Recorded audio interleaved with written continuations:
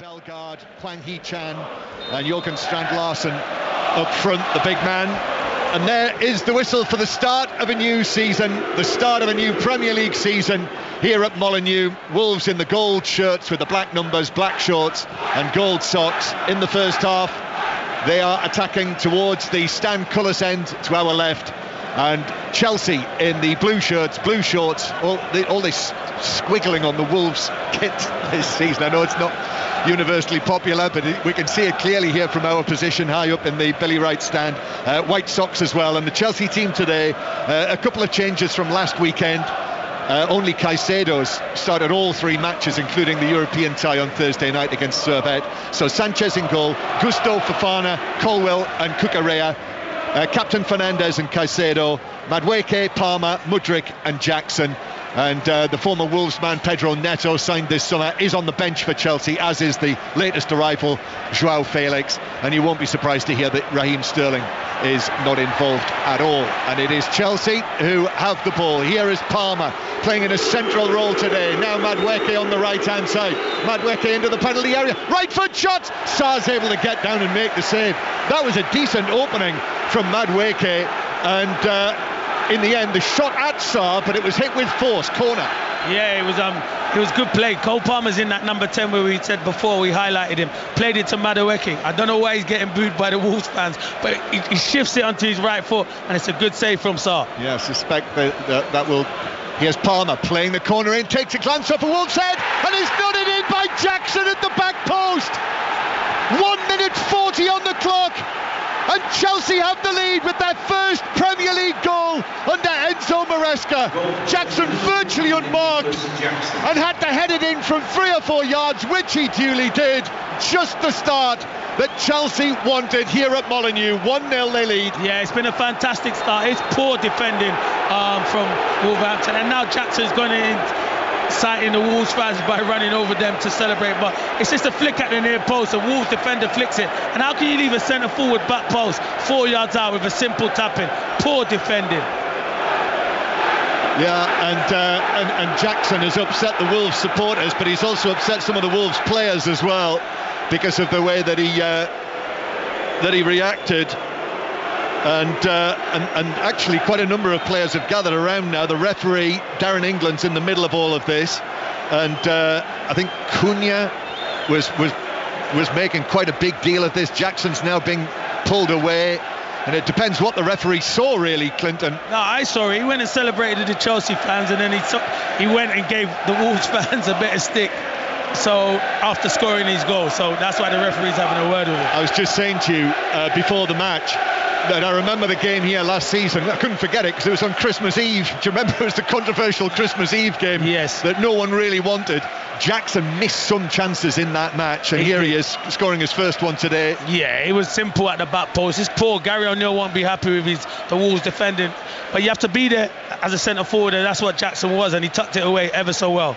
Gary, by the way, Gary Flintoff next to us has done a little bit of research. Madueke, the reason that he was being booed so roundly on his first touch in the game, apparently, according to this report, Madueke used a derogatory word to refer to Wolverhampton Wanderers on his official Instagram page, and he claims it was an accident and then deleted it. John, you're right. Someone said it to me as they were coming in about him, so he's going to get booed the whole game now. Careless. Yes, very careless from the young man. Very careless.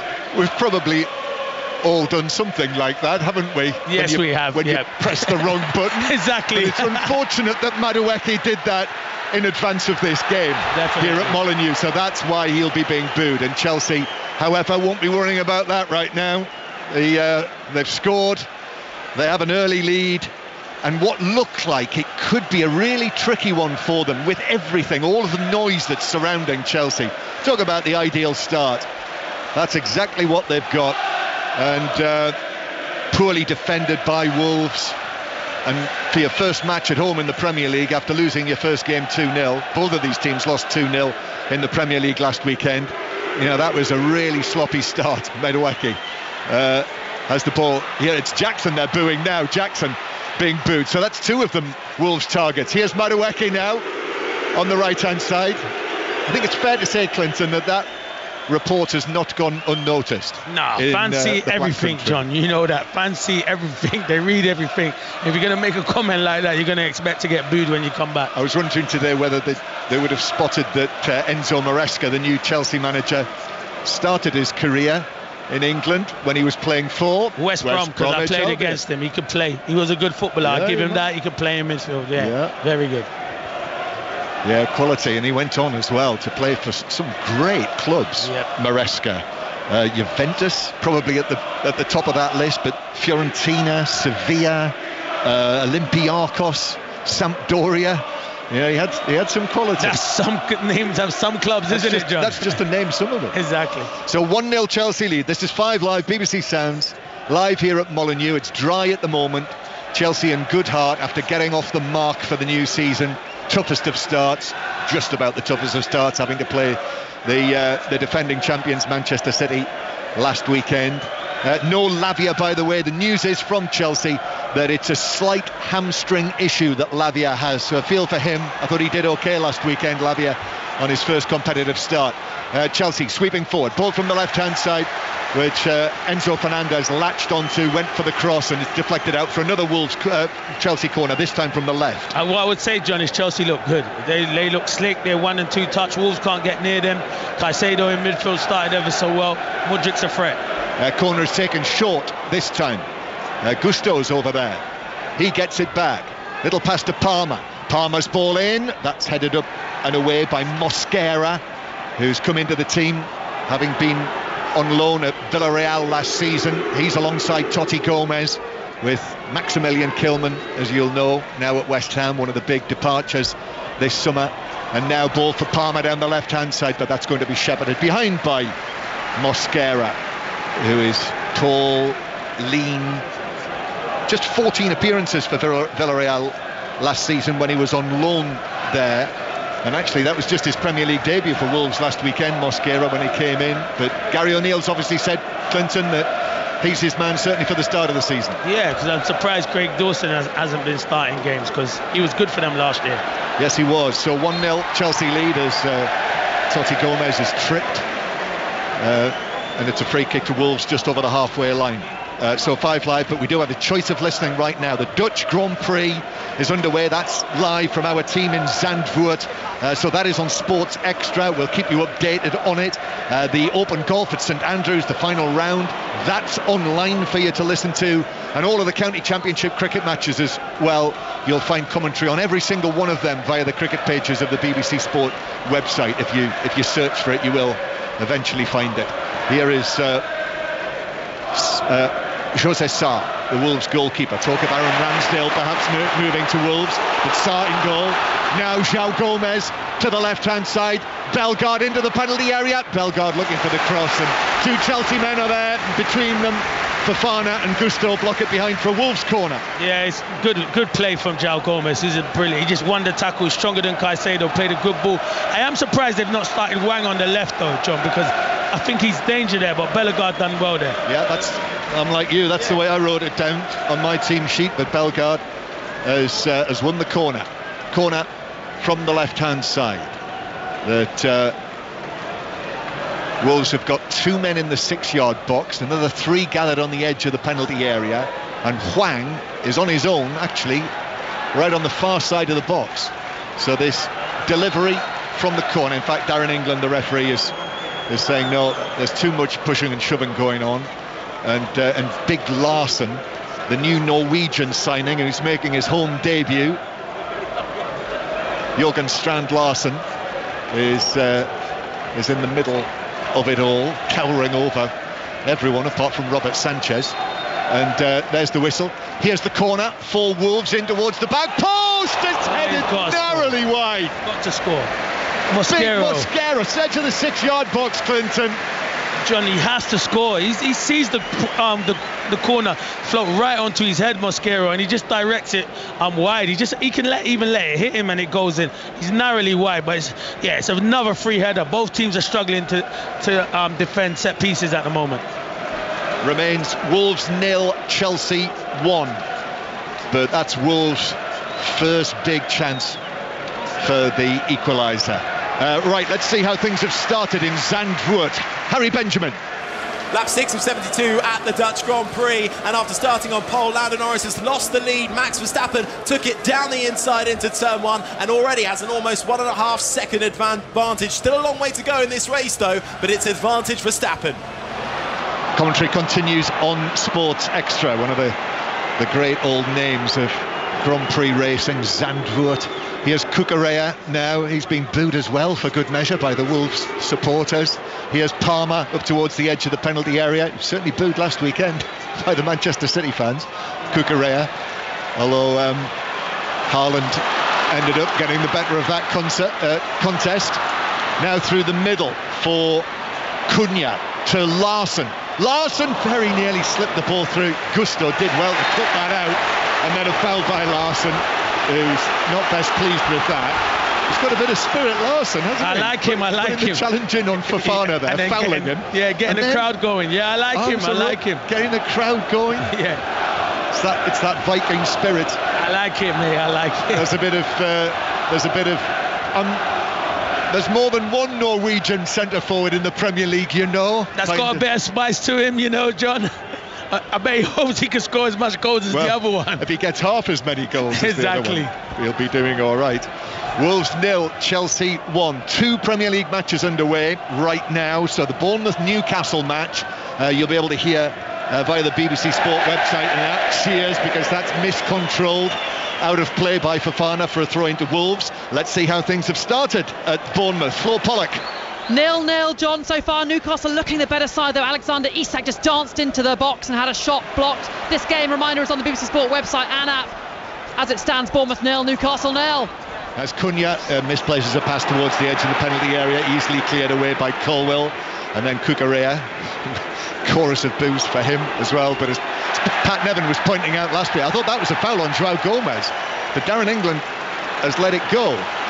With an advantage, which was debatable. However, Wolves are still in possession. Lemina's ball through. Cunha with a chance. Out comes Sanchez. He was lightning quick, the Chelsea goalkeeper, out at the feet of Cunha to make a blocking save. And a brave one as well, with Cunha diving in with his feet. Yeah, he was studs in there, Cunha. He weren't giving that up. Good play from Lemina as well. Wolves have grown into this game now. Now they're dominating possession. Chelsea look a bit fragile at the back at the moment, but it's a good game of football, John. Got a great record here, Wolves against Chelsea, and they did win that match on Christmas Eve last year, as I remember well. Doherty scoring the late goal in that match, but Chelsea, since Wolves have come back up, so 6 seasons, Chelsea have won only one of those matches. 6 Premier League matches. Although I was there for that one as well. I remember Tammy Abraham scoring a hat-trick. Here's a ball down the right-hand side for Doherty to chase, but he won't get there. And Sanchez has got it back inside his own penalty area. So 0-0 here, 0-0 Bournemouth and Newcastle. And commentary as well to come from Anfield. There should be a decent noise there today to welcome Arne Slot for his first Premier League match at Anfield as the Liverpool manager. Oh, that's careless from Caicedo. Cunha now to Larson. Cucurella with a challenge. Cunha could be in, but it rattled away off the legs of Colwell. Put in the challenge. Gusto was there as well, and Sanchez put it out of play. The slip initially from Caicedo. Yeah, he loses the ball, he slips over, and Wolves are just onto them. They're just pressing ever so well. So, been a better team, man. Yeah, they having conceded the early goal badly and sloppily, Wolves have really raised their game, and now they've won a corner, second corner for them, this time from the right hand side. So Ait Nouri's gone across there to take this. Cunha just trots over and actually says to Ait Nouri, actually I'll take this. So it is going to be an outswinger from Cunha instead. Bellegarde takes up a position right on the dead ball line, which is an interesting one. It's like a crafty fielding position, isn't it? To yes. Put Bellegarde there, 10 yards away from the corner flag, on the dead ball line. You're watching Ben Stokes, and yes. Or Ollie Pope. Yes, exactly. Here's Cunha then with the corner, which is headed away well for Chelsea. It comes out for Doherty. That's a lovely pass, left-footed from him, back to Cunha. Cunha takes on Gusto, beats him, left-footed ball over the top. of it was Tucky Gomez, wasn't it, at the back post, but it's over him and through for a goal kick, and it's still Wolves 0, Chelsea 1. Clinton Morrison. Yeah, it's been a good start. What a game of football! I love coming there. It's always end-to-end. Chelsea are attacking Wolves. It should be all square. Mosquero's had a golden opportunity, and that's the difference between the two teams. Jackson took his chance. Mosquero missed his. Yes, that's the difference. So 0-0 it remains, and Chelsea taking a short goal kick. What have you made of it so far, Maresca, and the way that he's dealt with? You know, there's been a lot of criticism, and obviously he's got to cope with the squad that he sized that he has, but he's left something like 13 players completely out of the picture. He's just dealing with as Sanchez just gets the ball away as Larsson arrives up to the halfway line, but that's intercepted there for Chelsea by Jackson, and then forward it goes for Chelsea again. Jackson into the penalty area, and Mosquera just leans into him as Jackson seemingly was through, and that was enough to put him off. He stumbled and the chance had gone, and now forward for Wolves. Larsson beats the offside trap, but he's quite wide there. Cunha makes the run. Larsson to Cunha! 1-1, but the offside flag is up and the goal is ruled out. John, although my feeling was that was quite tight. Nah, I called it. I put my flag up straight away before. I think he's very good at that. Yeah, I think he's just gone a bit too early. I saw it. He wanted the pass from Lemina, and he just went early. There you go. His knee is just offside, John. Yeah. I just saw him go early. He wanted the pass earlier. It's a great little ball from him. Yeah, do you know what? In actual fact, I thought he was putting the flag up against no, not Cunha. Cunha's onside. It was Larsson, the earlier one, yeah. Good game, though. Yeah, beautiful goal. And there is the decision. That will be appearing, by the way, if you haven't clocked this, if you've been away on holiday, all of these Premier League match centre decisions now, they're putting out on social media posts with sometimes a little bit more explanation, and they'll show you the pictures. It's good, that. It is good. Yeah, it is good. Communication, that's all we want. It's what the people wanted. Exactly. And they're giving the people, well, some of the people don't want it at all, of course. Here's Enzo Fernandez. Checks back onto his right foot. Crossfield pass. Here's Madueke. Madueke now into the penalty area up against Aït-Nouri. Oh, good effort. Shot saved. And then Jackson couldn't take the ball down as it came at him very quickly. Lovely work from Madueke. Beautiful footwork. Switched it onto his left foot. Here he is again, Madueke. Goes to the byline this time. Low ball across. Palmer with a touch. Couldn't direct it goalwards. And Wolves have escaped there. Good save by Sarr. Wolves on the counter-attack. It's Hwang down the right-hand side. Larsson through the middle. There's the pass. Right side of the box. Larsson's ball across. And on the stretch, Cunha couldn't direct it goalwards. Could only put it well wide of the far post. What a game. At one end, I think Cole Palmer should score. Madueke's causing Aït-Nouri all kinds of problems. He has to get closer to him. And then they break. I like Larsson. I like the centre forward. We were talking about him before. He's got good movement. You look at the size of him, he looks big, but he can move through the gears, and Cunha just can't get on the end of it. But end to end. Yeah, this Norwegian, number 9, Jørgen Strand Larsen, and Jose Sarr has got a problem which might well be hamstring. So this clearly is an issue. Dan Bentley's on the bench, who played more than a handful of times last season, so he's certainly an able deputy, but if that's a hamstring injury, then that's the end of his afternoon. Definitely, because it's not going to be tightness this early, is it? It's not like he's had a lot of running to do, so maybe he feels a little slight twinge. So the players are going to take a break. Entertaining. I have to say, it's a lot more entertaining than it was at Villa Park last night, certainly in the first half. Oh yeah, definitely. Yeah, I was listening to you. Yeah, it's disappointing. You'd think it would be better, wouldn't you? Yeah, it certainly warmed up. So while we have a break, let's hear again the latest from the Grand Prix in the Netherlands from Harry Benjamin. Lap 13 of 72, Verstappen still leads this race, having taken the lead from Lando Norris into turn 1 on lap 1. He now leads by a second. Russell is third. Piastri and Leclerc round out the top 5. Lewis Hamilton, who started down in 14th, has so far recovered up to 11th. Still outside the points, though. We haven't yet seen the first of the pit stops. Expecting a one stop. Still a long way to go in this one. Thank you, Harry. Continuing commentary on Sports Extra. Jose Sarr still receiving treatment. So let's get an update as well on the latest at Bournemouth-Newcastle from Flo Pollock. Still 0-0, but Bournemouth's new summer striker Ava Nilsson just had his first chance. A low shot saved well by Pope. Bournemouth 0, Newcastle 0. Sarr is on his feet, and looks like he's going to continue. And if If it does turn out to be the case that Aaron Ramsdale ends up here, this would be a very badly timed injury. Exactly. Although one would think, as we were discussing yesterday, wherever Aaron Ramsdale goes as the number one. Yeah. Yes.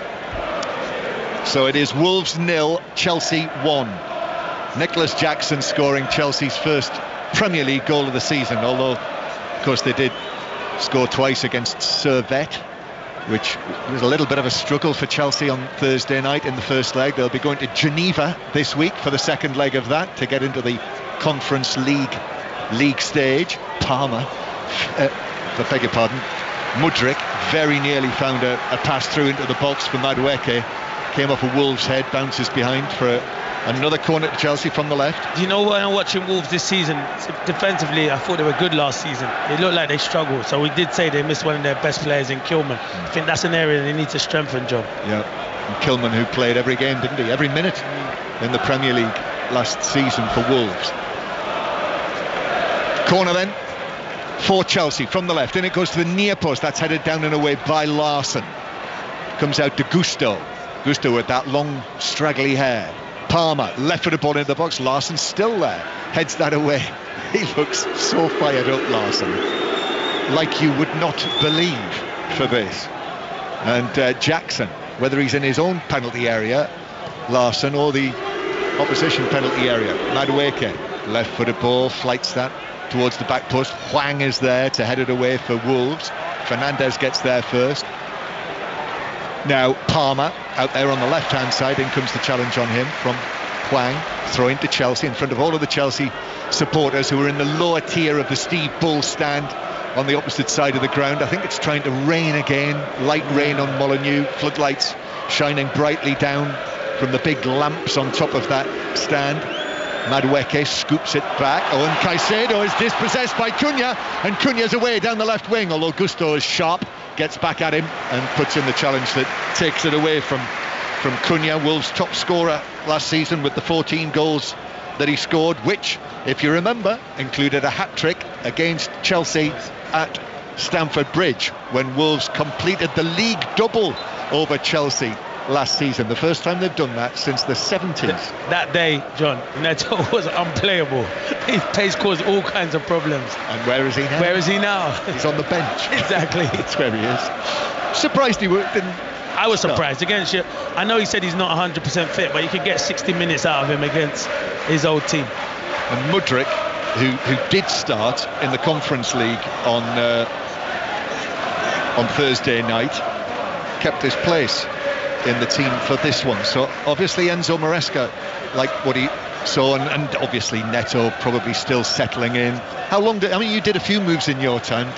I wanted to go straight back. Yeah. No, I wanted to go straight into the team. You want to play. Yeah. You surprised me. Yeah, no, I think anyone's like that, John. I know it takes time. If the team you're going into and they're doing ever so well, but he started at the start of the season, so that's when they say. But then he was away at the Euros. Yep. So that could come into a lot of the manager's thinking. Yeah, he has Doherty does well from long clearance from Sarr, headed in field. Chelsea nick it back.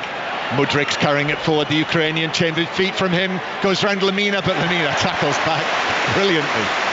Actually, Mudryk is no slouch, and the pace that he had with the ball as Wolves man is down up front. It's Doherty actually who is way downfield from that previous move. He's still on the ground. The referee's blown his whistle. It's a free kick. Chelsea have taken it quickly, but Darren England, the referee, says no, I'm going to see how Matt Doherty is. So 1-0 Chelsea lead. Nicholas Jackson, he'll feel a good deal better. Missed a couple of opportunities, Jackson, last weekend against Manchester City. I don't think he's ever going to be prolific. I don't think he ever will be prolific, but he's improving. He's still young, and that goal there will give him confidence. Like any striker, when you're missing chances but you get that first goal of the season, should give you confidence moving forward. Yeah, actually ended up with 17 last season. See, it's better than a lot, but then probably missed about 17 one-on-ones, John. Well, there is that. Yeah, maybe I'm being a bit harsh. No, not 17. And also for Jackson, still only 23, That's but what I'm saying. Will be only too aware if this deal gets done for Romelu Lukaku to go to Napoli. And Osimhen comes the other way. If you're going to bring Osimhen in, it's going to be on big wages. He plays every week regardless, so then Jackson has to but he can play from out one of the wide, but you got too much wingers as well, John. How are you going to keep these whole squad of players happy? You can't do it, John. If Jackson ends up playing wide, which he can do. I've seen him do it before. But with this squad, if he ends up playing wide, then there's going to be an injury crisis of monumental proportions. Exactly. Wolves 0, Chelsea 1. Doherty still receiving treatment. Back to Bournemouth. Flo. Still Bournemouth 0, Newcastle 0. Two well-matched sides going up against each other. No more further chances to talk of, but Alexander Isak is one silky player. Bournemouth 0, Newcastle 0. Yep, I have to agree with Flo. He is very silky. Yeah. How many goals will he get this season? Isak. He better get a few. He's in my fantasy team, so he needs to get a few. But if he stays fit, that's the big question mark with Isak, is staying fit. But I think he's a fantastic footballer. So Matt Doherty, another one of Wolves' important, experienced players, the Republic of Ireland international, just like Clinton here, sitting next to me. Doherty received his treatment and he's hobbling off the field. Sorry to interrupt, John. You know what? They have problems in that position because Semedo's still suspended, isn't he? Yes, he is. Yeah, that's right. It's the second of the 3-match suspension that he got for his red card at the end of last season. And likewise, Reece James, even though he's on the injured list, James is actually also suspended, and it's the third of his 4-match ban that he had. So no Reece James either. Back to the Grand Prix, Harry Benjamin. Back in the lead. Lap 18 of 72, Lando Norris is back into the lead of the Dutch Grand Prix with a fantastic move down the start-finish straight to down the inside of Max Verstappen. Verstappen still very much with Norris, but it's lap 19 of 72. Norris, who started from pole, lost the lead into turn 1, back out in front. And you can listen to it on Sports Extra on your digital radio via BBC Sounds, where you will find all live BBC radio. Here is Ait Nouri for Wolves, wins the ball back on the halfway line, makes good ground for the Algerian international, still going, prods it to Cunha, right foot, there's the equaliser.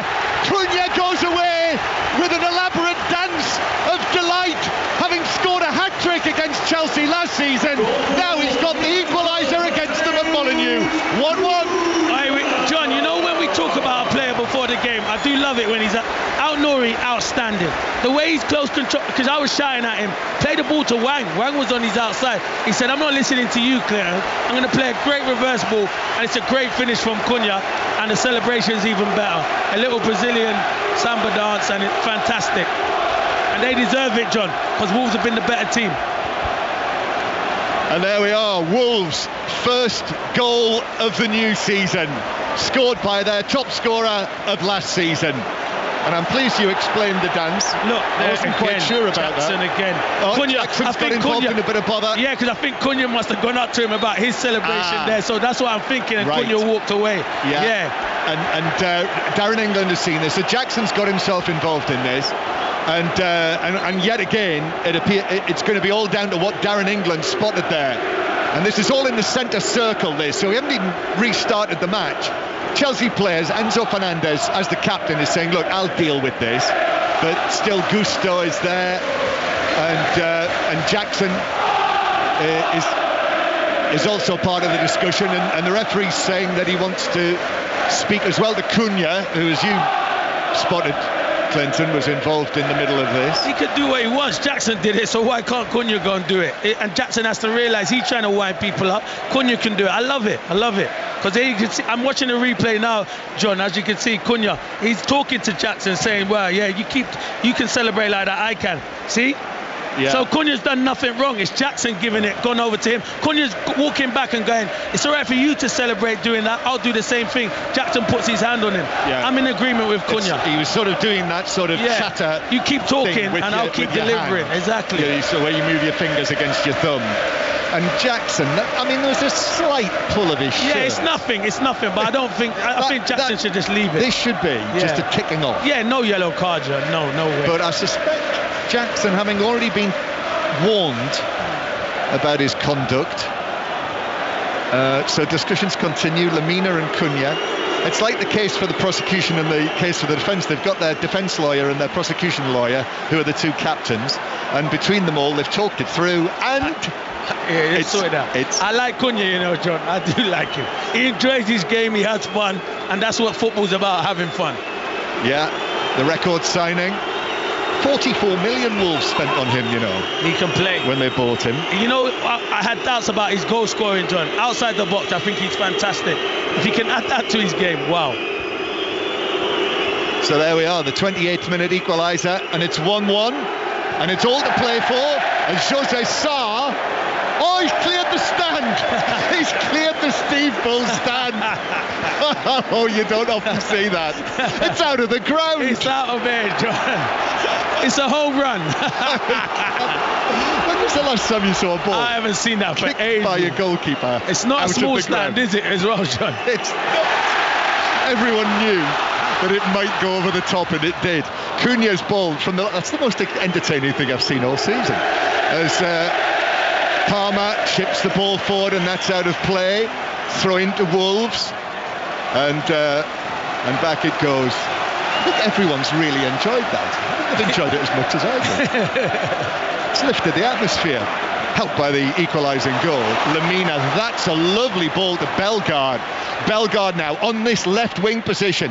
Overlapping run, Aït-Nouri's ball across Larsson on the stretch, couldn't get there. And it was taken down by Cucurella at the back post, who's able to clear it to the halfway line.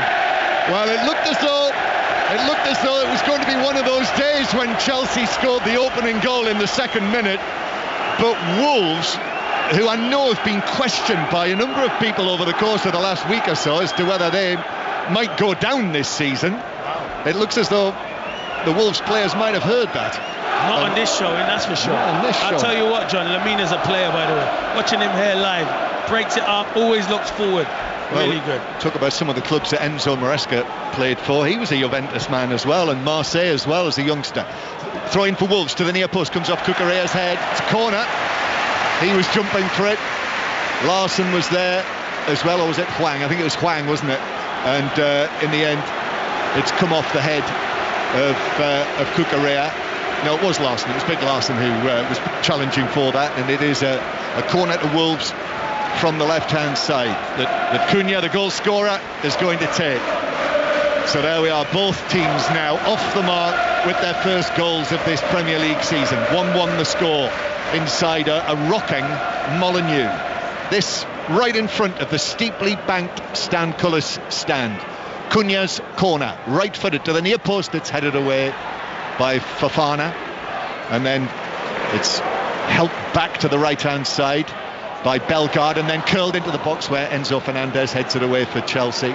And then back it goes over the top from João Gomes, but that will be dealt with, slightly juggled by Sanchez. So 1-1 here. Any sign of an opening goal at Bournemouth, Flo Pollock? Bournemouth have just hit the bar. It's still 0-0 though. Antoine Semenyo, who's had the beating of Lloyd Kelly, skipped past his man, curled it off the woodwork. Bournemouth 0, Newcastle 0. Earlier, if you've just joined us, haven't heard, Celtic won well at St Mirren, so Celtic win again. McGregor, Hatate and Alistair Johnson scoring the goals. We've got Aberdeen Kilmarnock, Motherwell Hearts kicking off at 3 o'clock, and also the small matter of Swansea City, Cardiff City at 3. Oh, big game that. I have to say, when I saw it was 3 o'clock, they're usually the early games, they are, isn't it? Yeah, that's what I thought. But 3 o'clock it is, so you might be on your way to that, so enjoy it. Yes, do enjoy it. You are on the way. It'll be tasty derby that. It will. Here's Cucurella now. Over the halfway line, ball in field, might have been caught there, but Jackson's in possession, the Chelsea goal scorer, one of the many Wolves enemies out on the field in the eyes of the Wolves fans in the Sir Jack Hayward stand, who've been in great voice. Lots of replica shirts around the place, gold shirts with the black trim dotted all around the stand, and Chelsea start again. Palmer, he's not had it all his own way, Cole Palmer, after his brilliant season here today at Molineux, and Chelsea haven't generally since that opening goal. Here's Madueke, just lifts it forward. Palmer, oh, lovely back heel into the path of Madueke, who takes it on, was brought down by Aït-Nouri. I think that might be the first yellow card. Yes, immediately it comes out. First yellow card of the match for Aït-Nouri, and Madueke breaking forward in a dangerous position. He has to be careful now. Madueke's caused Aït-Nouri a lot of problems. That's what I said. I think as a wing back, Aït-Nouri's outstanding. More as a fullback, I think he likes to get forward. But great back heel from Cole Palmer there. Yeah, it was. That's the best we've seen in terms of a combination from the two of them. So it's a free kick. Palmer here. Cole Palmer with his 25 goals that he scored last season, including a couple for Manchester City. This time last year he was still a Manchester City player, Palmer, and then did the great things that he did in the time that he was on the field at the Euros. Wonder if Lee Carsley will put him in his starting lineup for that first match, but that's in a couple of weeks' time. England squad named on Thursday by Lee Carsley, 2 o'clock. You'll hear it on 5 Live. Palmer standing to the right of the ball. Enzo Fernandez is there as well. Referee England is still just making the Wolves wall of 4 inch back over the line. Enzo Fernandez comes and has a look, which he doesn't need to do, does he? But that makes it pretty clear, I think, that it's going to be Palmer who's going to take this. 10 minutes to go to half-time here at Molineux. Palmer comes up, left-footed free kick into the top of the wall, and it bounces away, and it's actually felled Larsson, who rolled over onto his back. He's a strong boy. The referee blew his whistle because Larsson was on the ground, and Larsson rolled onto his back, then rolled forward and got straight up and ran away, and the referee had already blown because he thought it was going to be an issue. And Chelsea had the ball, but he's give it back to Wolves. Now what's happening here? Kukurea, yeah, that's right, Chelsea had the ball, and Kukurea is having a right go at the assistant on the far side, and making exactly that point, and Wolves are saying Jose Sar's give it back. Yeah, Jose Sar and Wolves are saying, in fact probably Darren England said to them, yeah, give it back to Chelsea, yes. which they did. Wolves won, Chelsea won in these overcast conditions. Might be rain not far away. I mentioned the county championship. There have been wins today for Durham against Notts by an innings and 17 runs. A win for Yorkshire as well against Sussex by 4 wickets at Scarborough. And also Derbyshire have beaten Glamorgan by 10 wickets. So those 3 results. As I say, the other matches, you'll hear the commentary via the BBC Sport website and app. Here is Madueke again, running at Ait Nouri, who is now on a yellow card. So he's got to be careful. And you've already said, Clinton, that Ait Nouri, in your eyes, wasn't getting close enough to him. No, he wasn't. And you don't want to get close again. Opening goal at Bournemouth, Flo Pollock. Bournemouth 1, Newcastle 0. Antoine Semenyo robbed Joelinton of the ball, passed it through to Marcus Tavernier, who tapped it in. Bournemouth 1, Newcastle 0. Oh, Chelsea very nearly in for a second goal. A real misunderstanding between Totti Gomez and Jose Sá as the ball bounced back into the penalty area. Jose Sá came for it, it hit Gomez, Sá juggled it, Jackson was there and couldn't get the ball away from them, and therefore Wolves survived. Yeah. It was a real juggle, butterfingers. Sá, they got away with that. He was definitely right. Butterfinger Sá, he should be doing better. Gomez just left it, but then it come off his thigh, kind of wrong-footed Sá, but he still should have grabbed it. They were having a conversation with each other, but they get away with it. So still Wolves 1, Chelsea 1. Jackson with the early goal, back post header from the corner that actually came off a Wolves head at the near post, and then Mateus Cunha from an excellent goal, really, a beautifully worked goal for Wolves that was buried by Cunha, who went off doing his, you said it was a Brazilian samba, I'm not sure what it was. Here's Madueke, ball through for Jackson, but Totti Gomez did well, and the offside flag is up, but referee England says he will bring it back because Ait Nouri was under pressure there. So free kick on the edge of the penalty area. 1-1 and 6 minutes plus added time to go before the break. Just watching João Felix, Pedro Neto, actually, and I think the Wolves fans. Is that applause for Neto? Yeah, that is. That's it not... must be applause for Neto. Well, he was here for 5 years. And listen, it's Chelsea that have come calling. It's hard to turn down, you know. Yeah, and also upwards of £50 million. There you go. So made some good money on him. Wolves brought in almost £100 million for Neto and Kilman. It's good money. It is, and that would be like that at my old club as well, Palace. Well, if here's Cunha. Oh well, he goes down very theatrically, and he's got the free kick. And referee says that maybe his foot has been stood on, but Cunha went down, throwing his arms up in the air. Yellow card is out for Gusto, so referee England must be pretty sure that he knew what he was doing, Gusto, there, when I'm guessing he stood on his ankle. Yeah, I think, Oh, not really. I don't know what Cunha was doing. It's not like he's trod on the back of him. I think he's caught him on his side foot. It is a painful one with the boots they wear nowadays, John. Even so, yellow card? Is it because he's stopping him and he's... No. Yeah, well, he was, yeah. But anyway, referee Darren England, as they say, is closer than we are. So yellow card for Malo Gusto. Free kick between 25 and 30 yards out. Ait Nouri is standing to the right of the ball, but it does look as though it's going to be Cunha with the right foot. Sanchez just off his line. Cunha hits it round the wall, but more or less straight at Sanchez, who just had to make a couple of steps to his right to pat it down and make a routine save. And now Madueke back to Gusto. Gusto actually then coming together with Bellegarde there, but Wolves back in possession with João Gomez. Hwang, ball cut up underneath his feet. Doherty back in his own half, just gives it to Mosquera, who knocks it across to Totti Gomez. Into the last 5 minutes of the first half here at Molineux, and then Bellegarde wins a throw-in on the halfway line.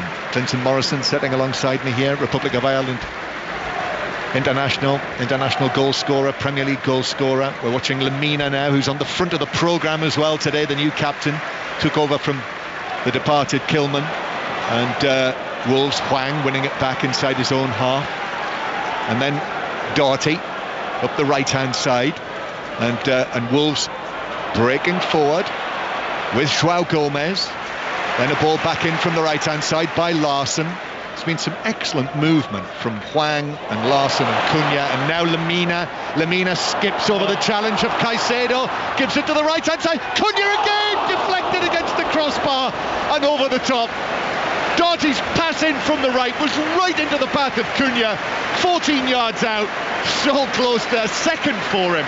Talk to me about Lamina, John. He's running the show in midfield. He just glides past people. It's a great little... You know what, with Doherty, he cuts it back and it's bobbling and Cunha can't get onto it. It's good defending though. It's a great block. Corner to Wolves. They're threatening a second, no question. Just clipped the crossbar after a deflection and took it into the stand.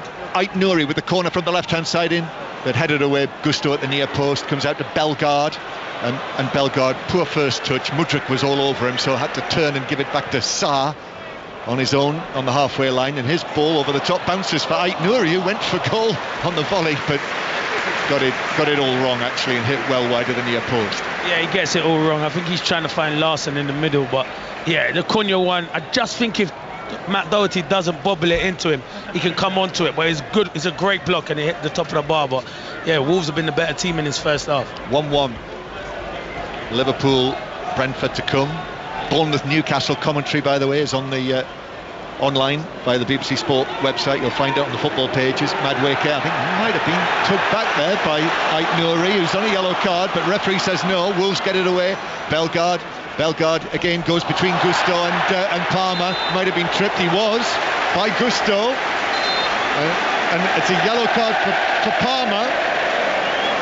I think, was that something he said? Yeah, definitely something he said. And a yellow card for the new PFA Young Player of the Year. And Enzo Fernandez, again the captain, and they're clearly claiming that they think that Bellegarde threw himself down, Clinton? No, I do think there's contact, but I think they're frustrated that Madueke didn't get the foul from Ait Nouri at the other end, which was a foul, by the way. Yeah. So Palmer has probably spoken about that. Yeah, he's frustrated. Using a word that he shouldn't, a bit like Madueke with that yes. social media post. Definitely. But the referee heard this one, and Palmer now won't retreat the 10 yards, and he does, and actually he's saying that and the referee has taken and put the ball in a different place, so he did have a point, Palmer. Yeah. So free kick taken square by Cunha. João Gomez is going to have a goal. Oh, that wasn't far away. I don't know what Chelsea are doing. They think there's a cross coming, and you can see that Cunha's going to tap it to Gomez. Sanchez, it's a long goal kick downfield for Jackson to chase, and he stabbed it to Palmer, and Palmer lifts it in. Brilliant from Cole Palmer. a sniff, the barest sight of goal, and he lifted it over Sarr, and it bounced into the back of the Wolves net.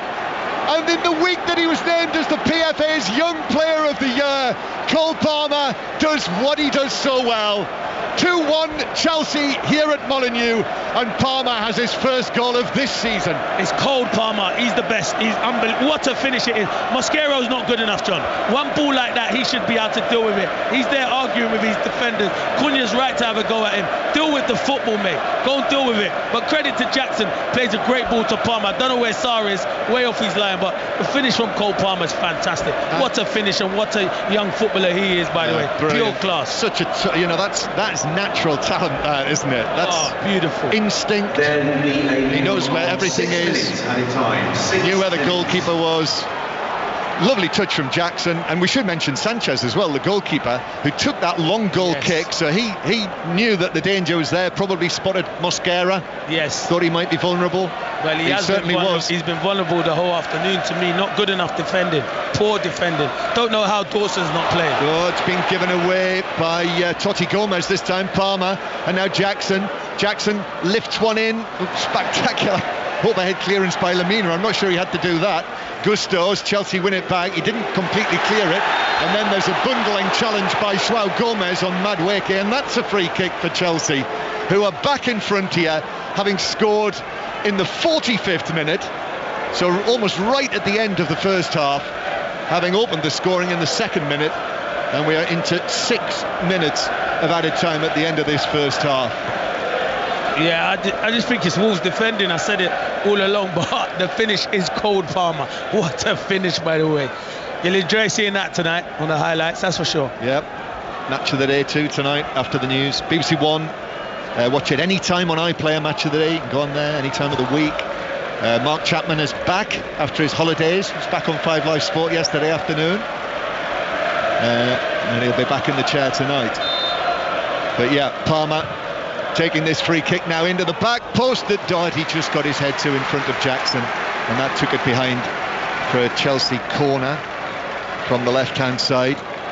And Wolves in the dressing room at half-time, Gary O'Neill, they will be wondering how it is that they are behind. But I think, Clinton, you've explained why it is, because of the defending. But yeah, defending not good enough, and they've not been clinical enough in the final third as well. Chelsea, 2 chances, 2 goals.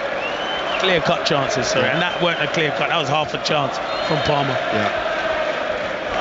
So it is a Chelsea corner from the far side. Chelsea players grouped around the penalty spot, now heading all directions, as the delivery from Fernandez will swing into the 6-yard box. There's a man down inside the area.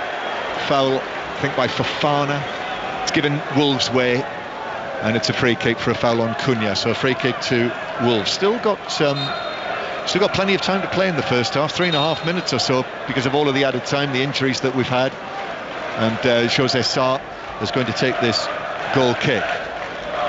So Bournemouth 1, Newcastle 0 as half-time approaches there. Liverpool-Brentford commentary to come from Anfield with Vicky Sparks and Paul Robinson. It'll go well to be as entertaining as this has been. It's been a really enjoyable first half, Clinton. No, really good. And the goals ain't finished, John. I think Wolves will have a say in it again, but Chelsea have quality, especially in Cole Palmer. A fantastic finish. Yeah, I thought he wasn't quite at his best, I thought, last weekend against Manchester City. Cole Palmer, obviously been involved all the way with England. That frustration, I think we know that he wasn't able to get a start for England at the tournament. Came on as a substitute in the last 5 matches. Palmer now is putting Sarr under pressure, a little bit like Jordan Pickford yesterday, but Sarr was able to get it away down into the right back position, and now Mosquera is being fouled by Jackson. Chelsea fans are up in arms in the stands on the other side of the hoardings there, but it is a free kick to Wolves. See, I'm all for Teeth playing out from the back, but if the goalie is not very good with his feet, then I don't think you can do it, John. Wolves take this free kick from Sarr, downfield. Gusto hooks it away on the edge of the box. Wolves had players all over him, and then Madueke fouls Cunha. Clever from Cunha. Madueke, I think he has the body language of a player who looks as he knows he's been done by Cunha there. Just sort of leaned into him. Cunha went down immediately, and there was contact. He knew as soon, John, you hit the nail on the head. As soon as he felt contact, Cunha, he's thinking, I'm going down there. It's a dangerous position. We are in the 5th minute of added time at the end of this first half. Cunha to the left of the ball. Ait Nouri's there as well. He's already had a goal from here, Cunha. I wonder if Ait Nouri might clip this one into the box, looking for maybe Larson. Here we go. It is Ait Nouri who does curl it in, and it's headed across and then snapped in. Larson is there. The big Norwegian makes it 2-2 with his first competitive goal for Wolverhampton Wanderers. Beautifully worked. The header across, and Larson stuck out a long leg, and from a few yards out it flashed past Sanchez. Nothing he could do about that. Wolves 2, Chelsea 2. Yeah, he deserves it. And to be fair, it's the free kick right before, and it's a good little ball in from Ait Nouri. And then I think it's Totti Gomez who knocks it back across. He's onside, Totti Gomez. It's a brilliant finish, John. He sticks out his right foot, but I think he controls the finish, the outside of his right foot. Brilliant finish from Larson. He's another one who's been a handful so far. Well, on this evidence here, and Larson again, how pumped up is he again? This big Norwegian who, I mean, I've got him down as 6'4". I wouldn't be surprised if he's taller than that. Big shoulders, and a clever finish on the stretch. It's a little bit like Jackson last week when he wasn't able to divert the ball past Ederson at Stamford Bridge, but Larson, as you said, Clinton, got the sort of right of his boot to it and diverted it away from Sanchez on the line. So 2-2 the score. Now we've got a head injury. João Gomez and Caicedo have clashed, going for a bouncing ball. I think Enzo Fernandez is saying to the referee that was an arm that was being used by João Gomez. That's clearly the signal that he made to the referee. So we'll need to keep our eyes on this to see if he did see that correctly. But we're going to have a lengthy stoppage here because both players are down there. They are moving, both of them. So the medical people are on. Both sets of physios are on treating João Gomez. And the Wolves fans are unhappy that 2 of the Chelsea players have gone to the assistant on the far side, Colwell and Jackson. He needs to stay out of trouble, Jackson. Just get on with football. Stop getting involved in everything. He's already on a yellow card. Talking to Konstantin Hatzidakis, the official on the far side, the assistant, has clearly asked him if they saw this alleged elbow by João Gomez on Caicedo. So 2-2 in added time at the end of the first half. And while the players are receiving treatment, let's get the half-time news from Bournemouth from Flo Pollock. Bournemouth lead Newcastle by 1-0 at half-time. Marcus Tavernier's goal the difference. A simple finish from 6 yards after Semenyo bullied Jolington to win the ball and cross in. And Bournemouth have been winning the physical battle out there in that first half. That's been the difference. Newcastle yet to force a save from Neto. Half-time, Bournemouth 1, Newcastle 0. So commentary on that in the second half via the BBC Sport website and app. Still on our screens here, they've not shown the challenge again, have they? No, they haven't. I just thought it was an honest 2 players going for the balls. I just thought Gomez and Caicedo went for the ball. 2 strong midfielders, and they just collided with each other. Well, Caicedo is on his feet, and he's actually gone off the field. So João Gomez is now standing up. Yep, here he goes and receives the applause for that. And I'm not sure. Here, they're going to show it now, John. Watch this. Yeah. They think, Gomez is right hand. Okay. Flicks out like that. So he's going for the ball and he flicks it like he's trying to handball the ball, but there's not contact on Caicedo. So it's not an elbow. It's like a flick of the hand. Yeah. So anyway, no further action taking. Both players are okay. João Gomez is he looks a little dazed, I must say. And there was a collision as well. There was another Chelsea player as well, and they all came in together. Yeah. So we'll need to see if they're all right for the start of the second half. And it kind of fizzled out, didn't it, in the end, the first half, because of that incident right at the end. But we've seen 4 goals, 2 each. John, it's been a brilliant game of football, end to end.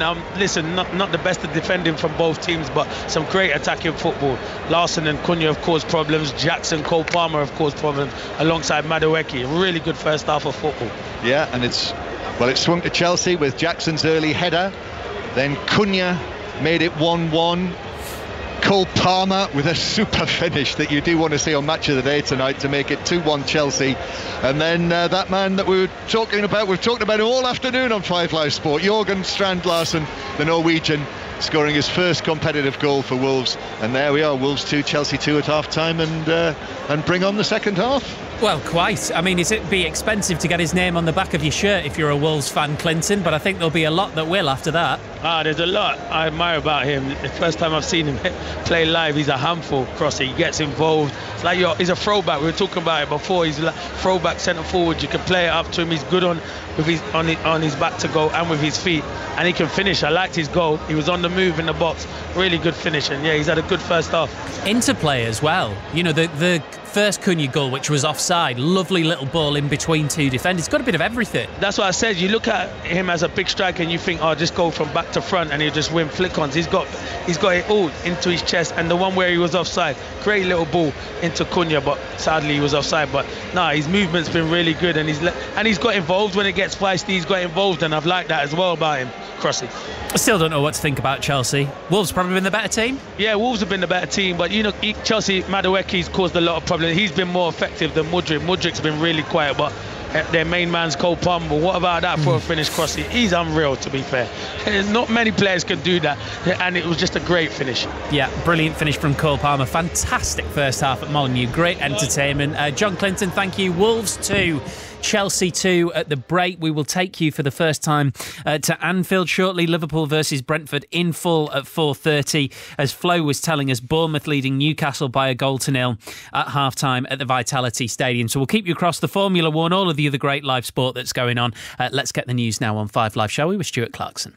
The voice of the UK. This is BBC Radio 5 Live. Israel's Prime Minister Benjamin Netanyahu says preemptive military action against Hezbollah this morning is not the end of the story. More than 40 sites in southern Lebanon were struck in anticipation of rockets being fired into Israel. Hezbollah said it had worked to ensure its action wouldn't trigger a full-scale war. 3 journalists have been injured and a 4th is missing after a hotel was bombed in the Ukrainian city of Kramatorsk. They're believed to be from Britain, Ukraine and the US. Most of them work for the Reuters news agency. The founder of the encrypted messaging app Telegram, Pavlov Durov, will make his first court appearance today in Paris. The French accused the Russian-born CEO of not cooperating with investigations into criminals using the platform. It's reported that Keir Starmer will warn in a speech this week that things will get worse in the UK before they get better.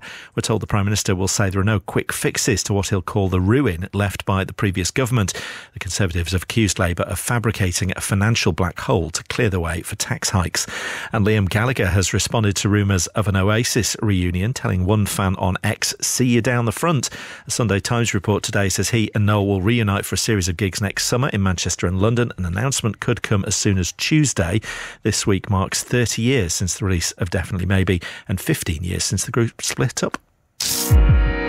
Storyteller. I think what drives me on has always been curiosity. Activist. Definitely was a builder of the bridge between music and charity. Superstar. 17 Grammy Awards, 4 Brit Awards, 2 Ivor Novello Awards. This is the story of Sting. Eras.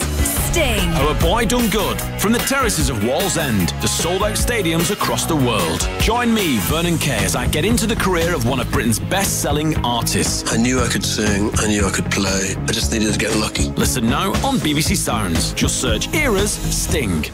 BBC Radio 5 Live. 5 Live Sports with Steve Crossman. Listen on BBC Sounds. And we are halfway through an absolute belter at Molineux. Wolves 2, Chelsea 2, second half commentary to come. Bournemouth 1, Newcastle 0, the other half-time score in the Premier League. You can listen to commentary of that via the BBC Sport website and app on 5 Sports Extra right now. It's the Dutch Grand Prix. Lando Norris absolutely flying, Harry Benjamin. He absolutely is flying. He's got 11.5 seconds between himself and Max Verstappen. Charles Leclerc is currently in third. The British racing driver Alice Powers alongside me, calling all the action. It's lap 45 now, and it looks like it really is Norris's race to lose, but it wasn't that way at the start, was it? No, it certainly wasn't. He was under huge amount of pressure as Max Verstappen got a better launch off the line, and he held his nerve into turn one, and he was almost streaking away, but that turned quite quickly. And we could be looking at, though, Harry, and McLaren won too, because Oscar Piastri has closed the gap to those podium paying positions. He absolutely is. Charles Leclerc is having a good run of things at the moment, currently in third. Ferrari having a decent race compared to their qualifying, but Piastri is hunting down the Ferrari driver. So the battle for the podium positions very much still undecided, Crossy. Lap 45 of 72. Norris still in the lead. Thank you very much, guys. 5 Sports Extra for the commentary. You can also follow it via the BBC Sport website, live text. And we've got another live text today for Vincent Kompany's first Bundesliga game in charge of Bayern Munich at Wolfsburg. They are winning Vincent Kompany's team at the moment. Let's take you next to the Women's Open Golf. Coverage of this on the BBC Sport website and app. You can find coverage there. Of course, it is the final round. Let's bring in Catherine Downs. How's the weather? Oh, I tell you what, Steve, I feel like I've won the lottery by being the one who was picked to stay in the media centre today. It's absolutely blowing a gale, as it has over all 4 days of this final major championship in the golfing calendar. And add to that a bit of rain as well, squally showers. I can see smudges of raindrops on the camera lenses as I'm watching the big screen ahead of me in the media centre. And as an added bonus, they've brought out a massive plate of cream cakes. So I get to get stuck into those this afternoon whilst Ian Carter, golf correspondent, struggles out on the links with the leaders. Yeah, forget your colleagues, as long as you're all right. That's what matters. So we've had English players in contention throughout, actually, but Charlie Hull's just dropped another shot. She has, yeah. Charlie Hull started out this championship at the top of the leaderboard. She led after the first round, but then a really frustrating 3 over par 75 yesterday, and she's just dropped a shot on the par 4-6. She was out of position down the right-hand side in the gorse down that side, couldn't tuck away the par putt, so a drop shot for Charlie Hull. She falls to 1 under par, which is 5 shots off the lead now, because the leader, Ji Shin, has just a few moments ago dropped a shot on the third, so she's come back to the field. And Lottie Woad, though, I should mention her. You mentioned 2 English players in contention. She's the English amateur who won the Augusta National Women's Amateur earlier on this year, in the week before the Masters, so catapulted herself into the spotlight. She's on to win the Smith Salver, which is the trophy that goes to the low amateur at the Women's Open. So she's already going to pick up a trophy here, but she's keeping herself in contention, 4 shots off the lead at the moment at 2 under par. Level par for the day. She birdied the first, dropped a shot at the fourth, but she's going along very steadily indeed. So not just the amateur prize that she's got in her sights here, but the overall trophy. And if it isn't going to be her, and if it ends up not being Shin, who's leading on 7 under, then you've got Nelly Korda and Lilia Vu just waiting in the wings. Yes, I'm just looking down the leaderboard actually for Lilia Vu, because I can't quite spot her at the moment. Oh, there she is. She's right at the top. She's right at the top because Ji Shin has dropped a shot. So tie for the lead at the moment. Lilia Vu at 6 under par alongside Ji Shin, the Korean player who's won this title before. She was going for a third Women's Open title 12 years after she last won it. Lilia Vu, the defending champion, looking to be the first player to go back-to-back at this championship since Yanni Zheng in 2010 and in 2011. And you also mentioned Nelly Korda, who's up there in the mix. She's playing steady stuff today. She bogeyed the first 2 holes of her round yesterday, but has parred them both and the third today. She's still at 5 under par, 1 shot behind the leaders. And I should mention as well, Steve, look out for Lydia Ko. Steady, patient yesterday, enough to keep her in it. She was 3 off the lead coming into today's final round. She has just birdied the 4th, which puts her just 1 shot behind the lead as well at 5 under par. And she's the informed player really coming into this, having won the Olympic title in Paris just a couple of weeks ago. She is certainly one to watch. Thank you very much, Kat. 1 game in the championship today, which we will take you to shortly. After I've told you this story from cricket, Mark Wood, you might remember, got a thigh injury during the test at Old Trafford, which England ended up winning yesterday. He's going to miss the rest of the Sri Lanka series. Josh Hull is going to replace him in the squad. That'll be his first call-up. Second test starts on Thursday at Lord's. Ball-by-ball commentary on 5 Sports Extra. You can listen to all of the county championship cricket today as well via the BBC Sport website. Right, this is a huge game. Just getting underway. The first South Wales derby of the season. Cardiff at Swansea. They've just kicked off. Molly Stevens. Listen, if there's anything that gets the blood flowing in the veins of football fans in South Wales, you'll hear in the background, you'll Liam Cullen just taking a shot, but it's the South Wales derby, 112 years of history in this fixture. It's the one that both sets of fans look for as soon as the fixtures are out. Believe it or not, Steve, it's the only bubble trip left in the UK, so police on every bridge as you drive into Swansea. The atmosphere is absolutely electric. Wales captain Aaron Ramsey's recovered from his injury. Captain's Cardiff City. Swansea's Joe Allen is also fit, but on the bench. It's going to be a good one. From 4:30 we will have full commentary of Arne Slot's first game as Liverpool manager at Anfield. Brentford, the opponents, former England goalkeeper Paul Robinson, Vicky Sparks will be your commentary team. Vicky, how does it feel there at the moment? Yeah, I think there's a sense of anticipation. We're sitting high up here in the stands at Anfield, looking out across the pitch, which looks absolutely perfect. But as the fans start to come in, a few of them beginning to make their way into the red seats all around us, I think the atmosphere is going to be something pretty special. And I think that, you know, so many people will remember from watching Jurgen Klopp's farewell speech. He's already had his name sung here, hasn't he, Arne Slot? Because Jurgen Klopp led the Liverpool fans in singing it as part of that farewell speech as he left. But it is the start of a new era. You know, every time there is a new milestone in this new reign of Arne Slot, whether it's his first game as it was against Ipswich last weekend, whether it's his first game at Anfield, his first European match, you know, it's because Jurgen Klopp left such a mark on this club during his time here that, you know, they all feel like milestones, and I'm sure the Liverpool fans are going to make him feel welcome here today. Yeah, and regardless, Paul, if Arne Slot says he's not nervous as he has before the game, this is the milestone above all milestones, because it's Anfield, because it's a stadium and a group of supporters who have so much love for the great managers of the past. Well, it's iconic, isn't it? It's an iconic football club, and the history that goes along with this football club and the managers as well, like you say. But he's got a chance to make his own little piece of history today. Could become the first manager since Graham Souness in '91 to win his first 2 league games. So he's got a real opportunity, a decent opponent for them in Brentford, and it'll be a special day for him, I'm sure. What about Brentford then, Vicky? I mean, you probably don't want to be the opposition on a day like this, but there's a couple of Brentford players who'll be hoping to face their old club. Yeah, absolutely. Fabio Carvalho and Sepp Vandenberg. Fascinating storyline, isn't it? Vandenberg in particular, he only joined on Thursday. Thomas Frank, the Brentford boss, says that there's a possibility he might be involved. Fabio Carvalho has already made his debut off the bench. Could he perhaps start for Brentford against his former club?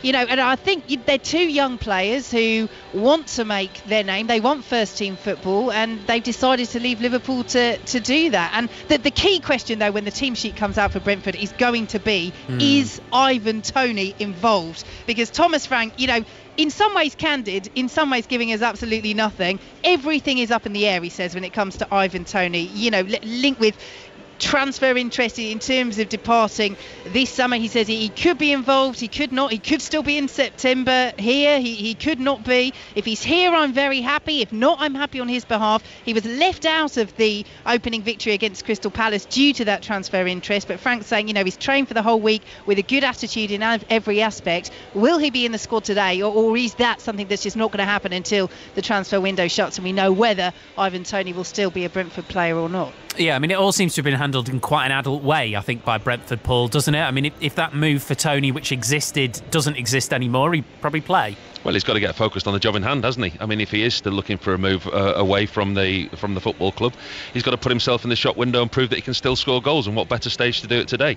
He's coming into the last year of his contract. I think the big thing is that the new signing Thiago got injured, didn't he? The striker that came in from Club Bruges. Yeah. And I think that was a real blow for Thomas Frank. And I think that might have put a different spin on the potential departure of Ivan Toney. Yeah, about £30 million he costs as well, so that'll be a frustration for them, no doubt. Paul, Vicky, thank you very much. So we'll bring you full commentary of Arne Slot's first home game in charge of Liverpool against Brentford at 4:30. Bournemouth-Newcastle is underway in the second half. Bournemouth leading by a 1-0. You can listen to commentary via the BBC Sport website. That's also where you'll find the Women's Open golf coverage. 5 Sports Extra. Lando Norris is 14 seconds clear of Max Verstappen with, 20 laps to go. That's where you'll find commentary of that already today in the Scottish Premiership. Celtic have continued their perfect start to the new season with a 3-0 win at St Mirren. 2 3:00 kickoffs. No goals so far between Aberdeen and Kilmarnock at Pittodrie. or Motherwell versus Hearts. That is 0-0. And I've just seen Charlie Hull has actually dropped another shot at the Women's Open, now at even par and seemingly out of contention. Oh, big change coming at Molineux. We've already had a great game and it might just get better. Clinton Morrison's with John Murray. Yes, under brightening skies here inside Molineux, the home of Wolverhampton Wanderers. Their former player, Pedro Neto, is coming on at half-time and he's replacing Mykhailo Mudryk. So Pedro Neto, who earlier this month was Chelsea's biggest signing of the summer, over £50 million. He is on the number 7 as he is, I think a little controversially, giving Raheem Sterling's number while Sterling is still a Chelsea player. So there we are, the announcement, Pedro Neto. And the reaction there, Clinton Morrison from the Wolves supporters, that was a very genuine reaction as well from them. But it has to be genuine. He was brilliant for them for 4 or 5 years that he was there. I know he was injured quite a bit, but when he was fit and on that pitch, he was a terrific player. I think he'd be a good signing for Chelsea. Yeah, and Mudryk quiet in the first half, so we can understand it. Yeah, Mudryk. Yeah, he didn't have much. And I agree with Stuart Downing. Sterling would have offered more than Mudryk.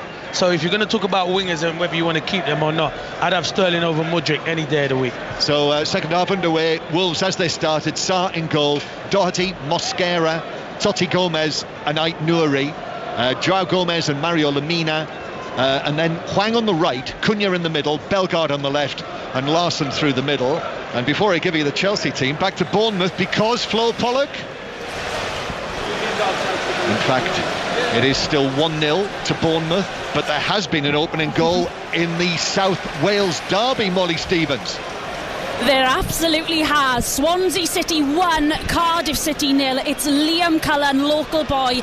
Do you know what, John? Every time he's started in a South Wales derby, he's been on the score sheet, and today is no different. A tap in from a yard out. Swansea have the lead so far. Swansea 1, Cardiff 0. Some excellent footwork here from Jose Sarr, which I have to say I was wondering when 2 Chelsea players were bearing down on him, but little pass foot to foot and then passed it between them. I was on the same wavelength as you, John. I was thinking he doesn't look comfortable, but it's a great little pass, wasn't it? It was. And so Chelsea, Sanchez in goal, Gusto, Fofana, Colwill and Cucurella, then Fernandes and Caicedo, Madueke on the right, Palmer in the middle, Neto now on the left, the substitute, and Nicholas Jackson up front. And if you weren't listening in the first half, it was really good entertainment. 2-2 the score. Chelsea were twice in front through Jackson and Palmer. Super goal from Palmer for his first of the season. But Cunha and then Larsson, Jorgen Strand Larsson on his home debut, scored just before the break. Actually, it was in the 6th minute of added time at the end of the first half. And if you were listening, when Joao Gomez and Caicedo came together at the end of the first half, clearly they're both okay because they both started the second period. So here we are then, Chelsea in the blue shirts, blue shorts and white socks. Wolves in the home colours, the old gold with the black shorts and gold socks. Sanchez, Cunha bearing down on him, just got the ball away, and then a foul on the halfway line on Enzo Fernandez, and it's a free kick to Chelsea that referee Darren England says, I'm just checking to see if Fernandez is okay, which he is. So Caicedo takes the free kick through the middle to Jackson. Here's Palmer now, 30 yards out, shifts it on to Madueke, right side of the box, shot deflected in! The deflection has taken it past Sarr, and now Chelsea have the lead for the 3rd time in the match. And it is Noni Madueke who spoke out of turn this week. He's been booed by the Wolves supporters, and now he's enjoying this, jumping over the advertising hoardings and celebrating with the Chelsea fans. Scored on Thursday in Europe, scores on Sunday here at Molineux in the Premier League, and it's Wolves 2, Chelsea 3 now. I said it to you, Nouri hasn't got close to him the whole game, so if you're going to keep giving him space and time to come inside onto his left foot, he's going to score goals. He's been a threat. And listen, it takes a deflection of Nouri and wrong foot Sarr into the far corner, but he's been a threat, Madueke, and it's a really good goal. Wolves switch off from the free kick, don't get enough players behind the ball, and that's why they're arguing amongst themselves at the moment. Yeah, just wondering if it will be his goal, but I think it is from the angle, whether it was a cross, but I think he was going for goal, and it took a significant deflection off probably the right calf of Ait Nouri, and Sarr had no chance with that deflection, just flashed past the Wolves goalkeeper, who just rolled back onto his backside as the ball ended up in the net. And there we are. So Noni Madueke makes it Wolves 2, Chelsea 3. And having been pegged back twice by Wolves in this match, there'll be more. It's not going to happen again, is it? There's more goals in this, John. I don't know who, because Wolves at the moment can't defend. They're defending all over the place at the moment, but at the same time they've been a threat going forward. Yeah, here come Wolves again. If they can match the effort and performance that we saw in the first half, there's no reason that they can't. And Cunha to Lamina, who tried to flick it back to Cunha, cleared away by a sprawling Cucurella, just runs his fingers through that curly hair of his. And then ball in from the left-hand side has gone all the way beyond Larson, stretching once again. Bellegarde's ball in, it was dangerous, but bounced through, didn't take a touch from anyone. Goal kick Chelsea. Yeah, good play from Bellegarde. He's unlucky. I'm surprised I'm not surprised, because Gary Neal sees more than me, but Sarabia was good for them last year. I'm surprised he hasn't started, and I know Podence was on loan, so he has to get back up to the scratch. But I am surprised that Sarabia didn't start today. Yep, Sarabia is on the bench for Wolves, and Joao Felix is also on the substitutes bench from Chelsea, their latest signing. We might see him at some point, we'll see. Doherty just steering the ball back to Jose Sarr. Well, they've been able to recover from the setbacks in this match already, conceding a goal in the second minute of the first half, and I think it was the third minute of the second half. And now Cucurella has gone down rather easily, just down in front of us. Hwang, whether he was caught by an arm or not, I'm not sure, but down he went, Cucurella. He's been given the free kick. And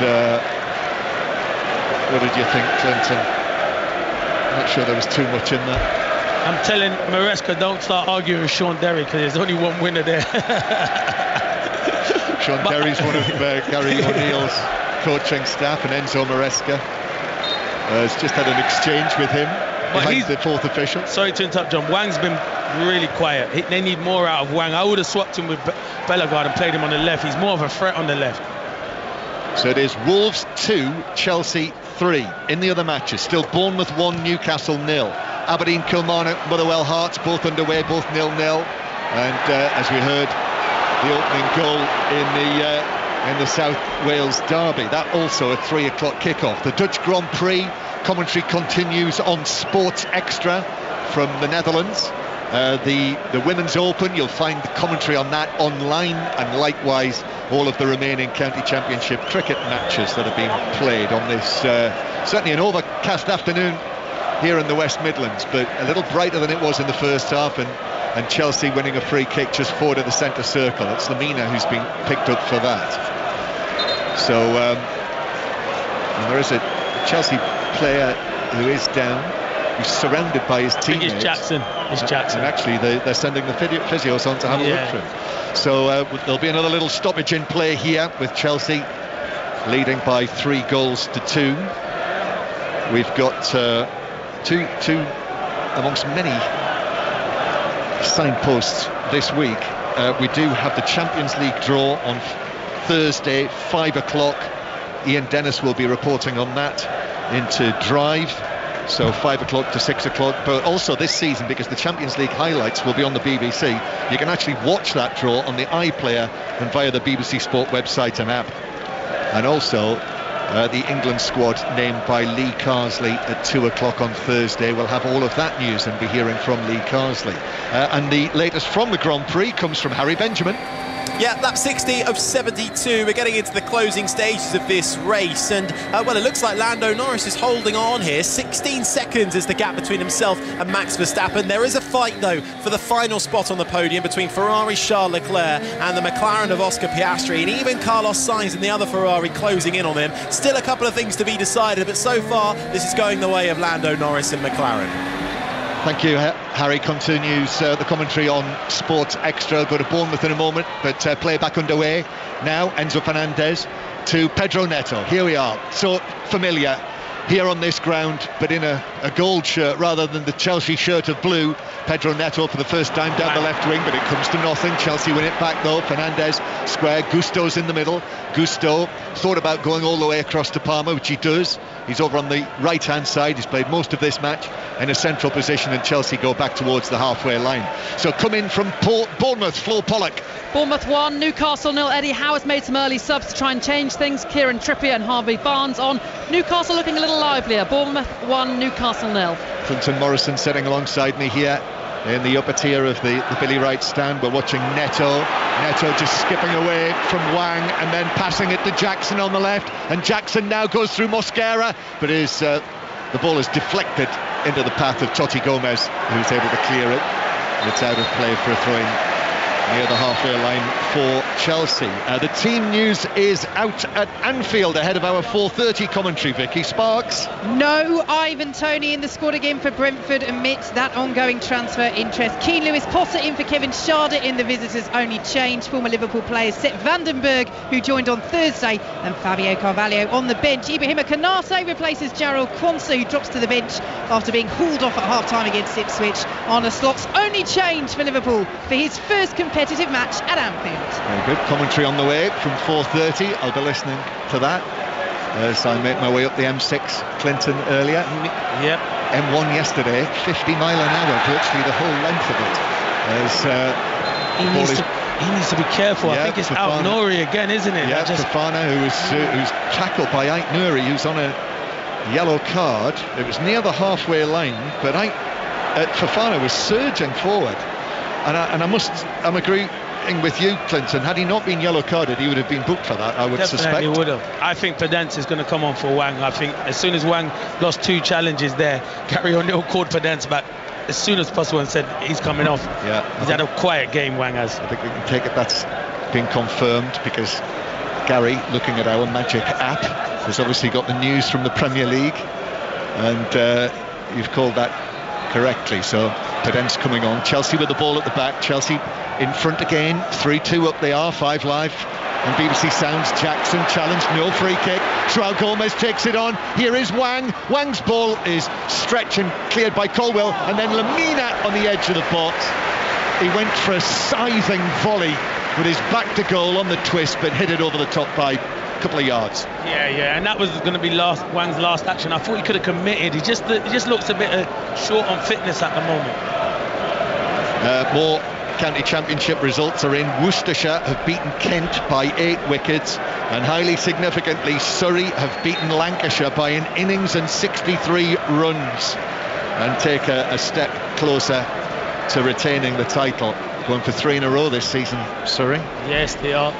I think Alex Stewart's still the coach there. Another one of your many friends. Yes. Big Chelsea fan as well, John. He is. He'll be happy at the moment, yes. Although he'll have been shifting uneasily, no doubt, as he's been following this at the Oval. Long ball downfield for Chelsea. Sarr heads it away on the edge of the box. Ait Nouri back to the edge of the area to Totti Gomez, then back to Sarr again, who clears from the 6-yard box downfield. Pedence still not on the field yet. Chelsea now. Caicedo does well. Ait Nouri came across. He's out of position now. Palmer now to the edge of the area. A 4th goal would probably win it, and that's what they've got. Madueke from the angle. Tight angle, but a very good finish on his right foot, and he slides away on his knees. Madueke's 2nd goal of the afternoon. He's been booed roundly by the Wolves supporters, but that's a great response from him. Wolves 2, Chelsea 4 now. That's the best way to respond. He was bright for Chelsea in that first half. It's a brilliant goal. Ait Nouri don't want to defend. He don't want to play at left back. He don't want to. He's better going forward. He's out of position, and they're all over the place at the back. And he's caused loads of problems, Madueke. Cole Palmer, can he find the timing? Yes, he can. Brilliant finish from Madueke. Wolves have got it all to do at the moment. All to do. Defensively, nowhere near good enough, John. Yeah, 4-2 now, Chelsea, and the substitutions coming. Wang replaced by Pedence, the number 10, the little number 10, another of the Portuguese contingent. But I think now you would have to think that a 2-goal deficit would be too much for Wolves to drag back in this game, but we'll see. There's still plenty of time, over half an hour. Yeah, you're right. There's still, and Chelsea have had their vulnerabilities at the back as well, but I just think every time Chelsea go forward with Palmer, Madueke, they look a real threat, and them two have been Chelsea's best players this afternoon. Yeah, I think Enzo Maresca, the new head coach, might be on the way to his first Premier League win as the man in charge at Chelsea. That's Mosquera you're talking about. Yeah, he's not. For me, listen, he could have all, just at the moment, to put him in the heat of battle here. It's, when you've got someone like Dawson who was good for you before he picked up an injury, I am surprised. 2 Super League matches underway as well. So much sport at the moment. London 0, Lee 0, Wigan 4, Hull FC 0. Those the latest scores. And Mosquera is just shoved by Jackson, so it's a free kick to Wolves. So Podence has taken up that central role, and Cunha's now come out to the right. But the home supporters have been, their spirit, the atmosphere has been dampened by those 2 Madueke goals in the first 15 minutes of the second half, and now Larson has taken a bang in the face, and yet another stoppage. And he's felt that one. Larson, near the halfway line, he's got his hands up. He is rolling around, and he looks up, and judging by his reaction, I think he has. He's been caught by an arm from Caicedo. And whether it's it's impossible to know. You'll probably know better than me, Clinton, whether you think there was any meaning in that. I think he's going for the ball, and he catches him. He definitely does catch him. But I don't know. I don't think it's deliberate. No, as he's jumping. He's a little man, Caicedo. Larson's okay. Play continues. Cunha, Podence now. Back to João Gomes. João Gomes working the ball forward to Cunha. Cunha, who's already on the score sheet for Wolves today. Cunha trying to win it back now, but Fernandes stands up to the challenge. Fernandes passes it to Jackson. Jackson now forward to Palmer. Aït-Nouri's out of position. Palmer takes it on into the box on the right hand side and then shoots for goal himself, and Sarr at the near post is able to get a touch to it with his left glove to force it round the post. And or did he? I think he might have hit the outside of the post. Actually hit the post. Yeah, he hit the post. It did look like he got a touch, you're right, John, but I think he must have hit the post. But they're so open, Wolves. Their fullbacks go so high and they leave themselves so open at the back. Yeah, I think it clipped the back of the post as he was shooting for goal. Yeah, it did. And Aberdeen are leading 1-0 against Kilmarnock. Pat Gay has scored the goal for Aberdeen, and Motherwell in front as well against Hearts by 1-0. Paul McGinn with that one. Motherwell chasing what would be their first win of the Premiership season. Wolves 2, Chelsea 4. Still Bournemouth 1, Newcastle 0. That's online, the commentary. Here's Palmer, rides the challenge. Now to Madueke, in for the hat-trick. He's got it! A second half hat-trick from Noni Madueke, and actually picks up one of the balls on the cones behind the goal, as if to say, I'll be collecting one of these after the match. He will have the match ball, and now it's Wolves 2, Chelsea 5, and Madueke scores a hat-trick in 15 minutes. Yeah, you can boo him as much as you want. He's winning. He scored the hat-trick. Another mistake from Wolves, trying to play out from the back. Mosquera don't win his tackle like he's not won any tackles all afternoon. But credit Cole Palmer, the timing of the pass, and Madueke, deserved hat-trick, been the best player on the pitch by a country mile. But Wolves, it's their own downfall, trying to play out from the back, and they're all over the place at the back.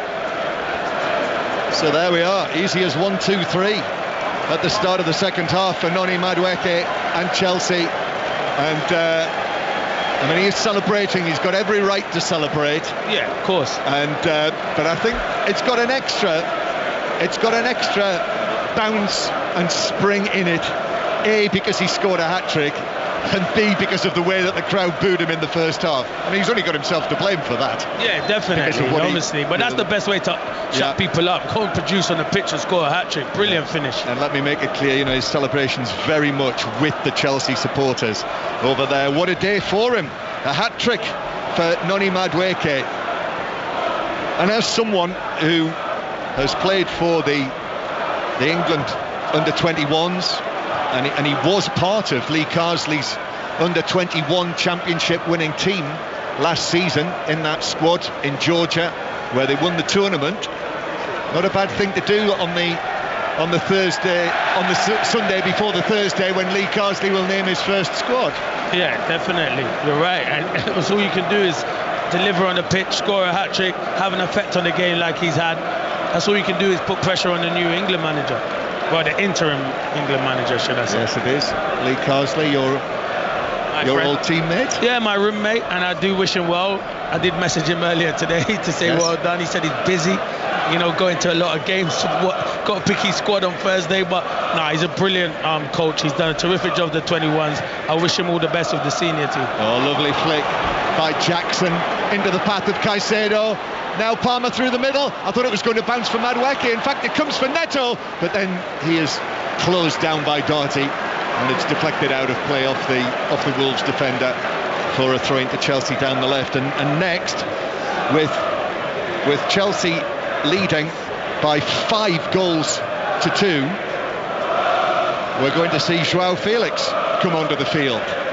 So this is matching the scoreline of the game I was talking about in the first half. The only time Chelsea have won here since Wolves were promoted back into the Premier League was by a scoreline of 5-2. That featured a hat-trick for Tammy Abraham, and here they are now winning this one 5-2 with a hat-trick from Noni Madueke, the 22-year-old, the former Crystal Palace and Tottenham youngster, who spent quite a time, if you remember, at PSV before Chelsea brought him back. And what a day it is for him. Scored on Thursday night, so 4 goals this week, having scored 3 goals in the pre-season friendlies. Wolves substitutions to come, but I think the match has gone now for them. Very much not the case at Bournemouth with you, Flo Pollock. Still Bournemouth 1, Newcastle 0, but Newcastle have just come very close twice. Firstly, a header from Isak.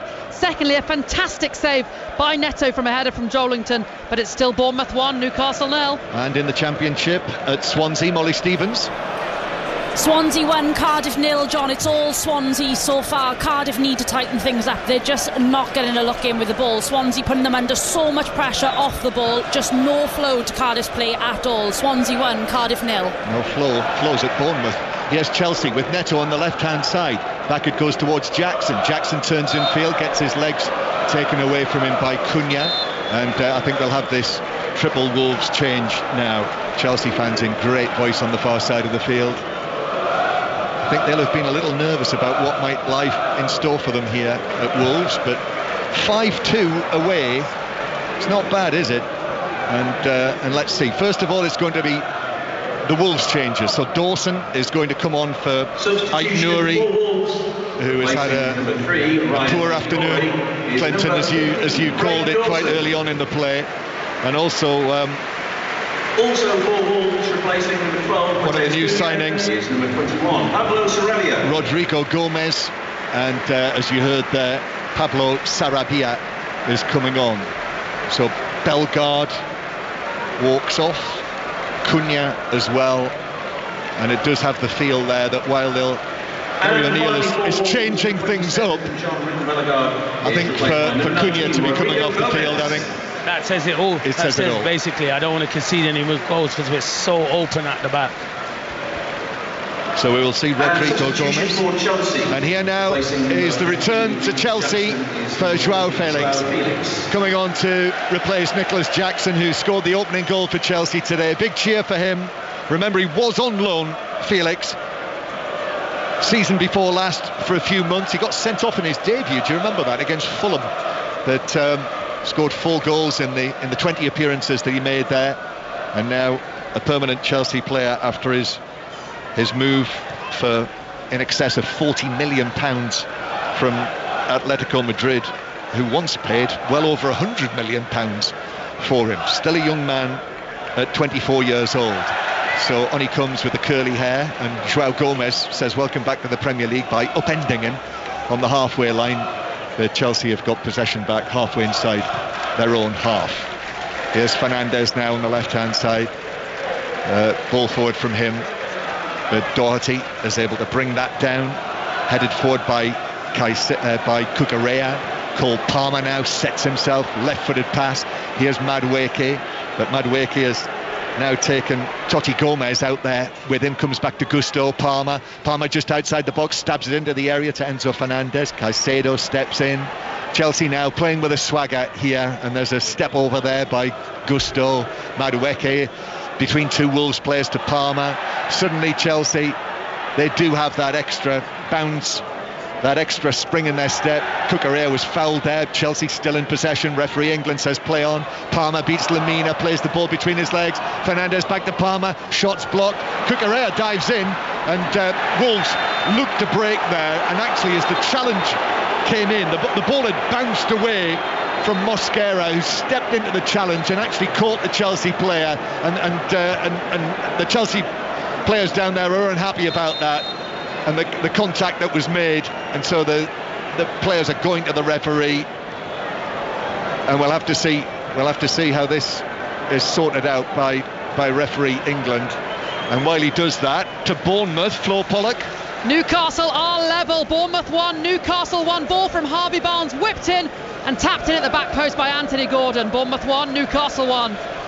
So still the players are milling around together. I think, is it Caicedo who's the it's Caicedo, Chelsea player who's down, and they are saying that he does need treatment, so on come the it was I don't know, we need to see a replay. Mosquera, it was a heavy challenge. I don't know, he got the ball and maybe it's the follow through that catches him. And I think that was actually he a poor gets challenge. The ball and then he's over the ball as well and catches him on the top of his thing. He could be in trouble there. He could be in trouble. VAR will be looking at this. John Brooks is the VAR official for this match at Stockley Park, and he was going in at pace, that's the thing, and he did catch him, I think, on the top of the foot, so it wasn't a high contact, but even so he was coming in a bit at reckless. pace. It was a bit reckless, really reckless. He's booked him. Yellow card. So they've had a look at it, and the advice is yellow card. So with the score, Wolves 2, Chelsea 5. Chelsea very much in control. A yellow card for Cucurella as well. I think that's for something he said. And the Dutch Grand Prix is nearing its conclusion. So let's go now to Zandvoort again and Harry Benjamin. The final lap of the Dutch Grand Prix, and Lando Norris round the final corner takes the checkered flag and wins the Dutch Grand Prix, his second career victory. Norris is utterly dominant and by over 20 seconds beats Max Verstappen on his home turf. Norris wins for McLaren. The Dutchman Verstappen will have to settle for second, as Charles Leclerc will take the final spot on the podium in third.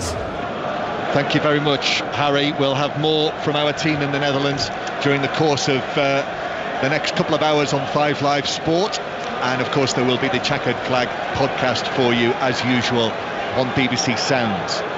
Caicedo has received his treatment and is back onto the field, and Chelsea take the free kick, but not the drama, not the jeopardy now, Clinton, that there was in the first half because of Madueke's hat-trick. To be fair, Chelsea have been very good second half, very, very good. We can talk about Wolves' bad defending, they've been good. It is Wolves with Sarabia to Podence on the right, back to Sarabia inside the penalty area on the right. Chelsea players in blue all around him, and Cucurella is able to step in and play the ball to Neto, and Neto now, here is João Felix. Mentioned the fact that Neto has Raheem Sterling's number 7, João Felix has Chalobah's number 14. He's fouled on the edge of the area, Felix, but play continues because Palmer is in the area on the left, tried to work it back across, but straight into the path of Mosquera, and Wolves will bring it forward. But Molineux, the home section's rather subdued now as Rodrigo Gomez, I think, was just shoved over from behind, but the ball is out of play off him for a throw into Chelsea. Yeah, he looks a bit lightweight, to be fair, Gomez, because João Felix just pushed him over like he wasn't there. But I think Caicedo might have to come off. He's gone back down on his haunches again, John, after that tackle. Yeah, and it was he's now leaning right over, so he's down on his haunches, and he's a He's a tough little man, isn't he, Moises Caicedo? But that challenge has really rocked him, and we are going to see another Chelsea change as a result. Caicedo gave it a go, so the change is going to be made, and Enzo Fernandez is just leaning over him. No Lavia today. Romeo Lavia is out with a hamstring problem. Chelsea have got to go to Geneva this week. I don't think numbers are going to be a particular problem for Chelsea this season if the injuries stack up, but there again, you don't want too many injuries in the same position, even if you are Chelsea. Yeah, and I think if Chelsea do get injuries, they can deal with it. They've got enough professionals that they can deal with. So we're going to have a look again in a Chelsea shirt at Kiernan Dewsbury Hall, and Caicedo has actually sat down in the middle of the field, which has annoyed the Wolves supporters, but he's not right at all. No, but he just went down before. They should have made the substitution, and that is why the Wolves, because it's not a head injury, so that's why they're frustrated. For Chelsea, placing number 25, Moises Caicedo. Yeah, so Caicedo. Kiernan Dewsbury Hall. Kiernan Dewsbury Hall came on as a substitute for his Premier League debut for Chelsea against Manchester City, and then started in Europe on Thursday. Now we're going to have another look at him, and he must. Yeah, I know it's going to be very competitive for him to get a place in the starting lineup, but Chelsea have signed him from Enzo Maresca's former club, so you would think that that's not unconnected. No, definitely. He'll get minutes, but he might not play as regular as he would have done at Leicester, because this is a good squad with very talented midfielders. But yeah, you wish Dewsbury Hall ever so well, because he is a good footballer. He is a really good footballer. Excellent last season as Maresca's team won the title. Player of the year for Leicester City. Do you think he's got it in him to get to the very top of the game, which is clearly his ambition? Well, there was talk at Leicester that when he was flying at one stage, he could maybe possibly get into the England squad. So I don't know. It's going to be difficult. It is going to be difficult to get into this Chelsea team. But all you can do is, when you get minutes like this, John, make the most of it and try and impress as you can. Super League latest: London 6, Leigh 4, Wigan 10, Hull FC 4.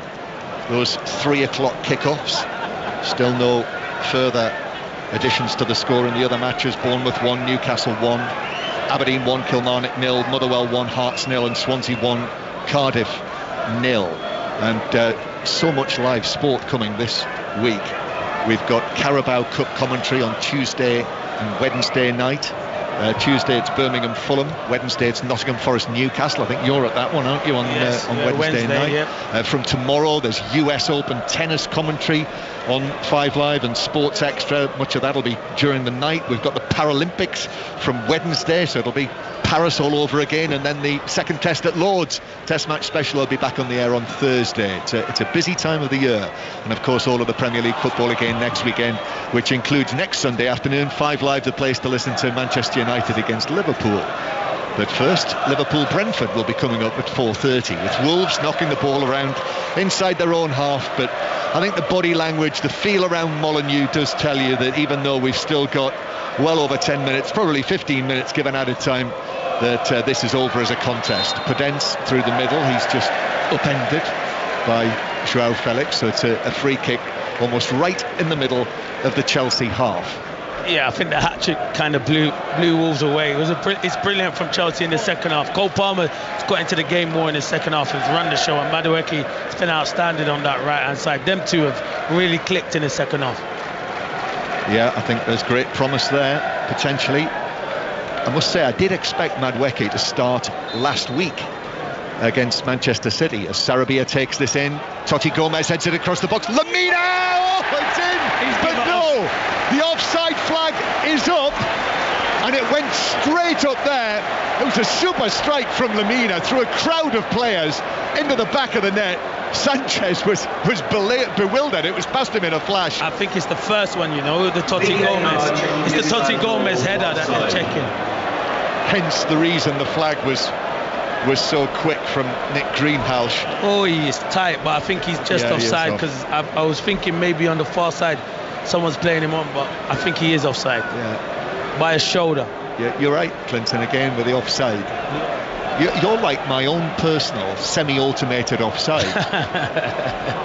You are amazing. The way that you... I just watch it quickly. You have to have eyes, hair and hair. Yeah. It's close though, John. It is close because but you're right. if you look at him there, his shoulder is. The Wolves fans are singing boring. It's close. It is very close, but you're getting it right, Clint. I'm telling you. He's offside. Of course he is. Exactly. Thank you. He is. I knew he was offside. And for those who don't know, at some point this season, maybe a little bit later than we expected, we will have the semi-automated offside as Enzo Fernandez is put under pressure, but he actually played that ball off Sarabia and it ran through for a goal kick, which Chelsea take. So it'll speed things up when the semi-automated offside goes, a la the Euros in the summer. Wolves 2, Chelsea 5. Still Bournemouth 1, Newcastle 1. Enzo Fernandez. Now Dewsbury Hall on the left-hand side. Passes it forward towards Palmer. Palmer then forward towards Neto. Lovely ball right into his path. Neto pulls it back. João Felix on his debut. Second time around. It's a 6th goal for Chelsea now. Drove it in from just inside the penalty area. And what a start this is. What a first win in the Premier League under Enzo Maresca. You can't ask for much more than 6 goals away from home. That's what they've got. Wolves 2, Chelsea 6. Wolves have been ripped apart. As I said, defensively nowhere near good enough. But you know what? Huge credit to Chelsea. That goal's fantastic, to be fair. Neto, these are the players that they can bring on, John, if they get it right. The likes of Neto and João Felix. It's a great little pick out from Neto. Brilliant ball from Dewsbury Hall. The ball around the corner from Cole Palmer is outstanding. And Neto picks the right ball. Little cutback. Brilliant finish from João Felix. Chelsea have been cooking in the second half, John. Yeah, super, really competitive first half. 2-2 at half time, but in the second half, Chelsea have gone 2-3, 2-4, 2-5, and now 2-6. And I think this might make people think a little differently about what's going on at Chelsea. Yeah, it's a statement. It's a statement. And now there's a little more aggravation. Cole Palmer is being shoved about by Larson. So the Chelsea players, needless to say, are in there to stand up for him. And Sarabia, there's been a lot of this in the match as well, hasn't there? Players from both sides just... Yeah, it's needless. Yeah. So it all calms down. But Palmer as well, he's been involved. I have to say, I've lost count of the number of goals that Palmer's been involved, as Probably well as scoring the pick of the goals. Probably all of them, maybe apart from the Jackson one at the first one. Yeah, I know he took the corner. Oh, well, there you go. He's been involved in every goal. Half time at Swansea, Molly Stevens. Yeah, Swansea 1, Cardiff 0, a palpable first half in the South Wales derby. Liam Cullen's the first half hero for Swansea. He was on hand to tap home 10 minutes in. Cardiff just look lost at the moment. They cannot keep hold of the ball. Swansea are in complete control and will be looking for the second goal to seal this derby win. It's Swansea 1, Cardiff 0 at half time. Still Wolves 2, Chelsea 6. And Bournemouth 1, Newcastle 1. Latest scores. Chelsea going to make another couple of changes here. And Cucurella, as you mentioned, Clinton, is I think struggling a little bit. He's taken a couple of bangs again, as he did last week. So we're going to have another look at Renato Vega, another one of the summer arrivals coming on. And I'll tell you about the other substitution when we get back from Bournemouth and Flo Pollock. Bournemouth 1, Newcastle 1, still both sides coming close to getting that winner. Can either of them find that in the final stages here? Bournemouth 1, Newcastle 1. And it's Cole Palmer, the other Chelsea player who's been substituted, and as we say, he's been absolutely instrumental in Chelsea's. He's a joy to watch. I don't know, and listen, I think Gareth Southgate's brilliant. I don't know how he wasn't starting in the Euros for me, Cole Palmer. What a fantastic footballer. And as well, you know, there was a little bit of an injury issue with him during the course of the week, so I can understand why he's been substituted, and certainly why Enzo Maresca would want to look after him. I mean, he's such a willowy, frail, he is almost a boyish type of build that he's got, but what a player he is. Definitely. How comfortable he looks on the football pitch. He looks a good deal more comfortable than he did in that dinner suit at the PFA Awards the other night. Did you see him? Yeah, I did see him. He looked smart, though. He looked really smart. He didn't look like he wanted to wear the suit. He looked smart, but his body language was very much of a young man who's told his mother, do I really have to wear this? Did you notice as well that his shirt was hanging out? Yeah. But that's not his domain. No. That's not where he's come. This is where he's comfortable. It's all about being a brilliant footballer. Yeah, and well done to him. You'll enjoy watching that on Match of the Day 2 tonight, his performance. Half-time Aberdeen 1, Kilmarnock 0, and also half-time Motherwell 1, Hearts 0. Celtic won 3-0 earlier, and we've got Liverpool-Brentford coming up. Wolves 2, Chelsea 6. So how alarmed should we be for Wolves, who are heading for 2 defeats out of 2? Here they are with Doherty on the right-hand side, but Neto's blocked that behind. It's a corner from the right for them. Well, I'm alarmed for them for their defending. I know going forward they'll score goals, but they need to, that's something probably Gary O'Neill will look to hierarchy to bring a centre-half in for sure before the window closes, because you've lost one of the best in Kilman. Yeah, and you've been certainly critical of Mosquera today. He has looked very shaky. Perhaps even could have been given a red card. Sarabia takes this corner, but Sanchez comes and makes a good catch, and then it's underarmed out by Sanchez. Chelsea could be off again. If they get another one, we'll be looking into the record books in terms of Chelsea's away wins. Gusto's ball from the left-hand side, that's blocked by Mosquera, and Totti Gomez just pulls the ball back onto his right foot. It's certainly start of a season to lose your first home league match 6-2. You know, that's certainly cause for alarm bells. Yeah, that's what I'm saying. Your home form to lose 6-2 like that and concede, and it's 2-2 at half time. You conceded 4 goals in the second half, and it could have been more. If you're a Wolves supporter, I'm sure Robbie Savage and Chris Sutton will want to hear what you've got to say. And likewise, Chelsea fans on the way home from this match, what are you thinking now about the way things are looking? So the lines will be open later. Chris Sutton and Robbie Savage together on 606. You can book your call on hashtag BBC 606, text 85058. Wolves coming forward. Here's Rodrigo Gomez.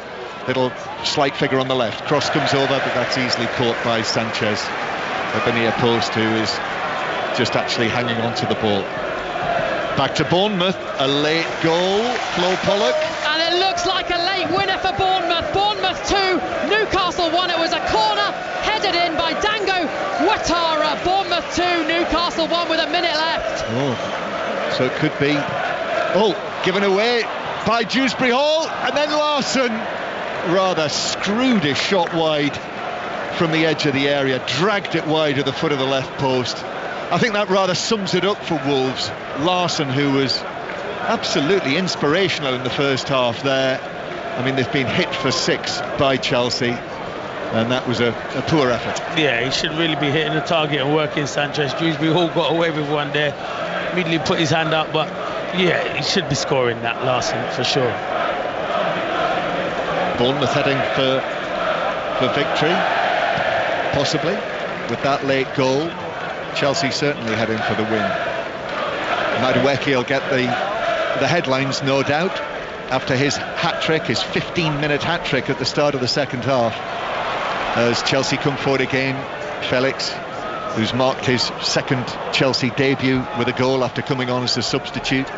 Wolves now back in possession with João Gomez to one of the other Gomez's on the left-hand side. And Wolves again with João Gomez, who goes back to Dawson, who's come onto the field after those latest changes. Last time that Wolves conceded 6 at home was back in 2007, when they lost 6-0 at home to Southampton. Here comes Nkunku for Chelsea. Mosquera puts in the challenge, but it was weak. Felix now shoots for goal. That took a deflection off Mosquera, and it's over the top. Poor from Nkunku. I don't know, he just got to reverse the ball to Neto and he's in on goal. That is what you'll get with some of these players at Chelsea that are not starting. They'll try so hard to come on and impress. They'll make the wrong decision. He's running into danger. Just reverse it and Neto's in on goal. So Wolves conceding 6 goals in a home match for the first time for 17 years. And they do look bedraggled, I must say. There are gold and black seats that are being emptied all around Molineux. Chelsea could be on for a 7th here with this corner from the left-hand side. Combination of Neto and Enzo Fernandez would round it off, would really twist the knife if Neto got onto the score sheet. Enzo Fernandez actually after a short corner, that's headed away. So back to Bournemouth, Flo Pollock. Lifeline for Newcastle. Bournemouth's goal was ruled out for offside. Came off Ouattara's hand after he headed it, so it's Bournemouth 1, Newcastle 1 still. It must have been a long check that, but back to 1-1. That's not unusual, of course, as Vega now for Chelsea, the tall left back, the young Portuguese, into Neto inside the box. Neto clips it across to the back post. Totti Gomez heads it away, comes out to Gusto. Now on the edge of the area, a shot on the turn from Madueke, but this one flies wide at the left post and behind, and it's a goal kick. And still Wolves 2, Chelsea 6 here at Molineux, and a final change for Wolves. Replacing number 5, Mario Lemina. And it's turned out to be an unhappy first Premier League match, as the captain from Mario Lemina in charge of the team being beaten like this, with Chelsea just going away from him in the second half, putting the foot on the accelerator. He was excellent in the first half. Yeah, he can be.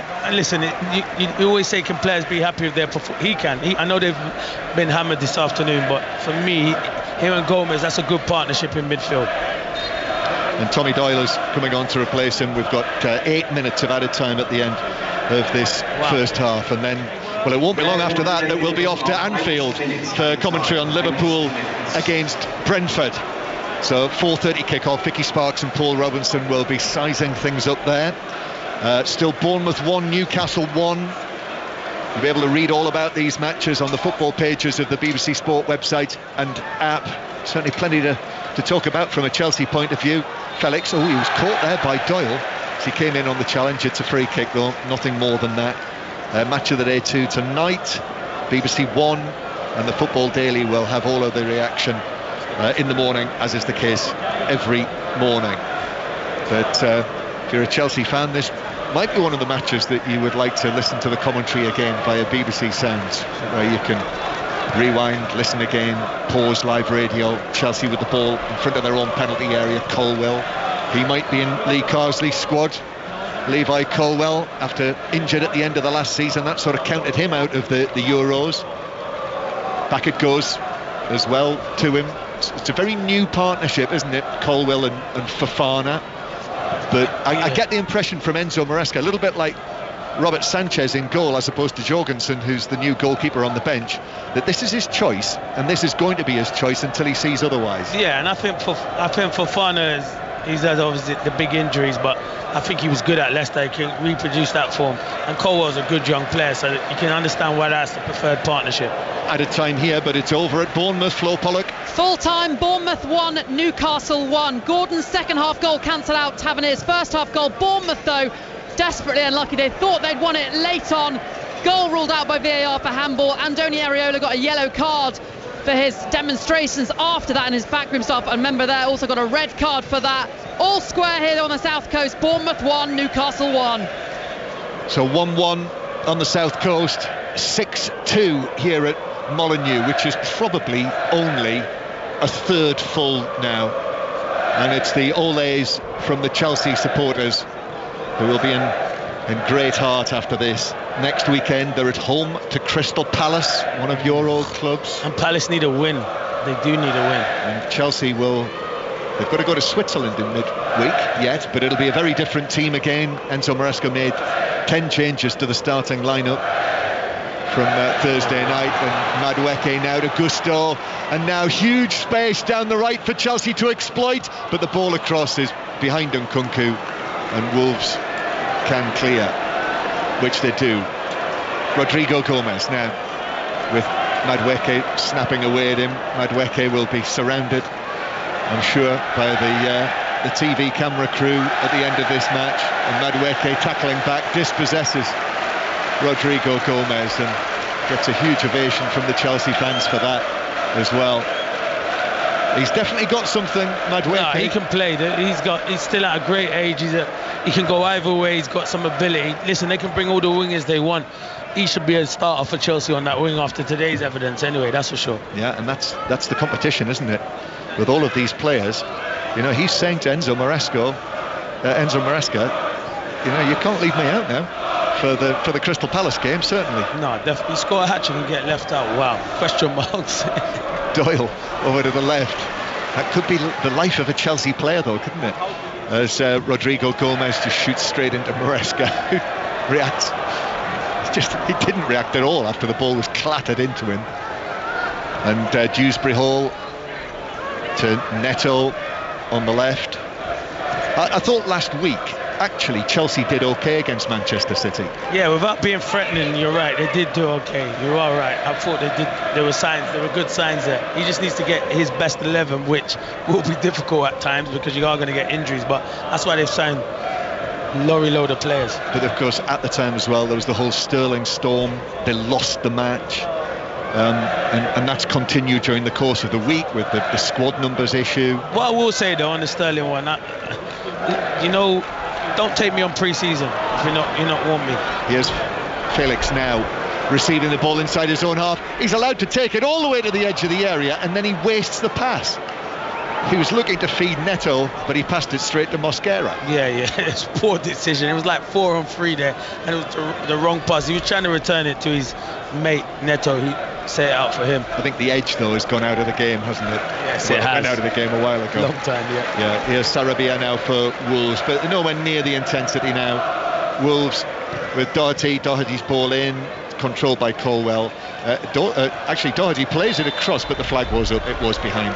So it is a goal kick to Chelsea. Of the 8 minutes of added time, we're now into the 6th. So only a couple of minutes to play before Wolves are put out of their agony. So and they are involved in the Carabao Cup in midweek. So they're at home to Burnley in the Carabao Cup. Then next weekend, Nottingham Forest away. Forest have started well as well. Yeah. It's a tough game, tough start for Wolves. Some tough, and some teams that haven't got no points at the moment. Last season, though, I would remind you that they lost their first 2 matches. They lost here 4-1 in their first home match of last season against Brighton, and look where they finished. Exactly. 14th, 46 points. They were 20 points above the team that finished third bottom. Yeah, it's still early, John. It's still early, but it's a damaging defeat. That's why it's the manner of the way they've conceded the goals. Yeah, and there's a foul by Dewsbury Hall there, so a free kick. Sarabia was fouled, and it is a quirk that in every season since they were promoted back in 2018, so this is their 7th consecutive season in the Premier League, they have failed to win every first home Premier League match since then, and they've done it spectacularly today by losing 6-2 as they win another free kick for Fana on Rodrigo Gomez on the halfway line. Last knockings here before we head and turn our thoughts to Arne Slot's first home match in the Premier League as Liverpool manager. Sarabia, ball to the edge of the area but into the path of Colwell. Dewsbury Hall now with the fair hair, left side parting, clips it forward, but Mosquera will take the ball back into his own right back position and pass it back across the penalty area to Sarr. Chips it forward. We might be able to bring you some live interviews before the start of the match at Anfield, but more likely you'll hear them at half-time.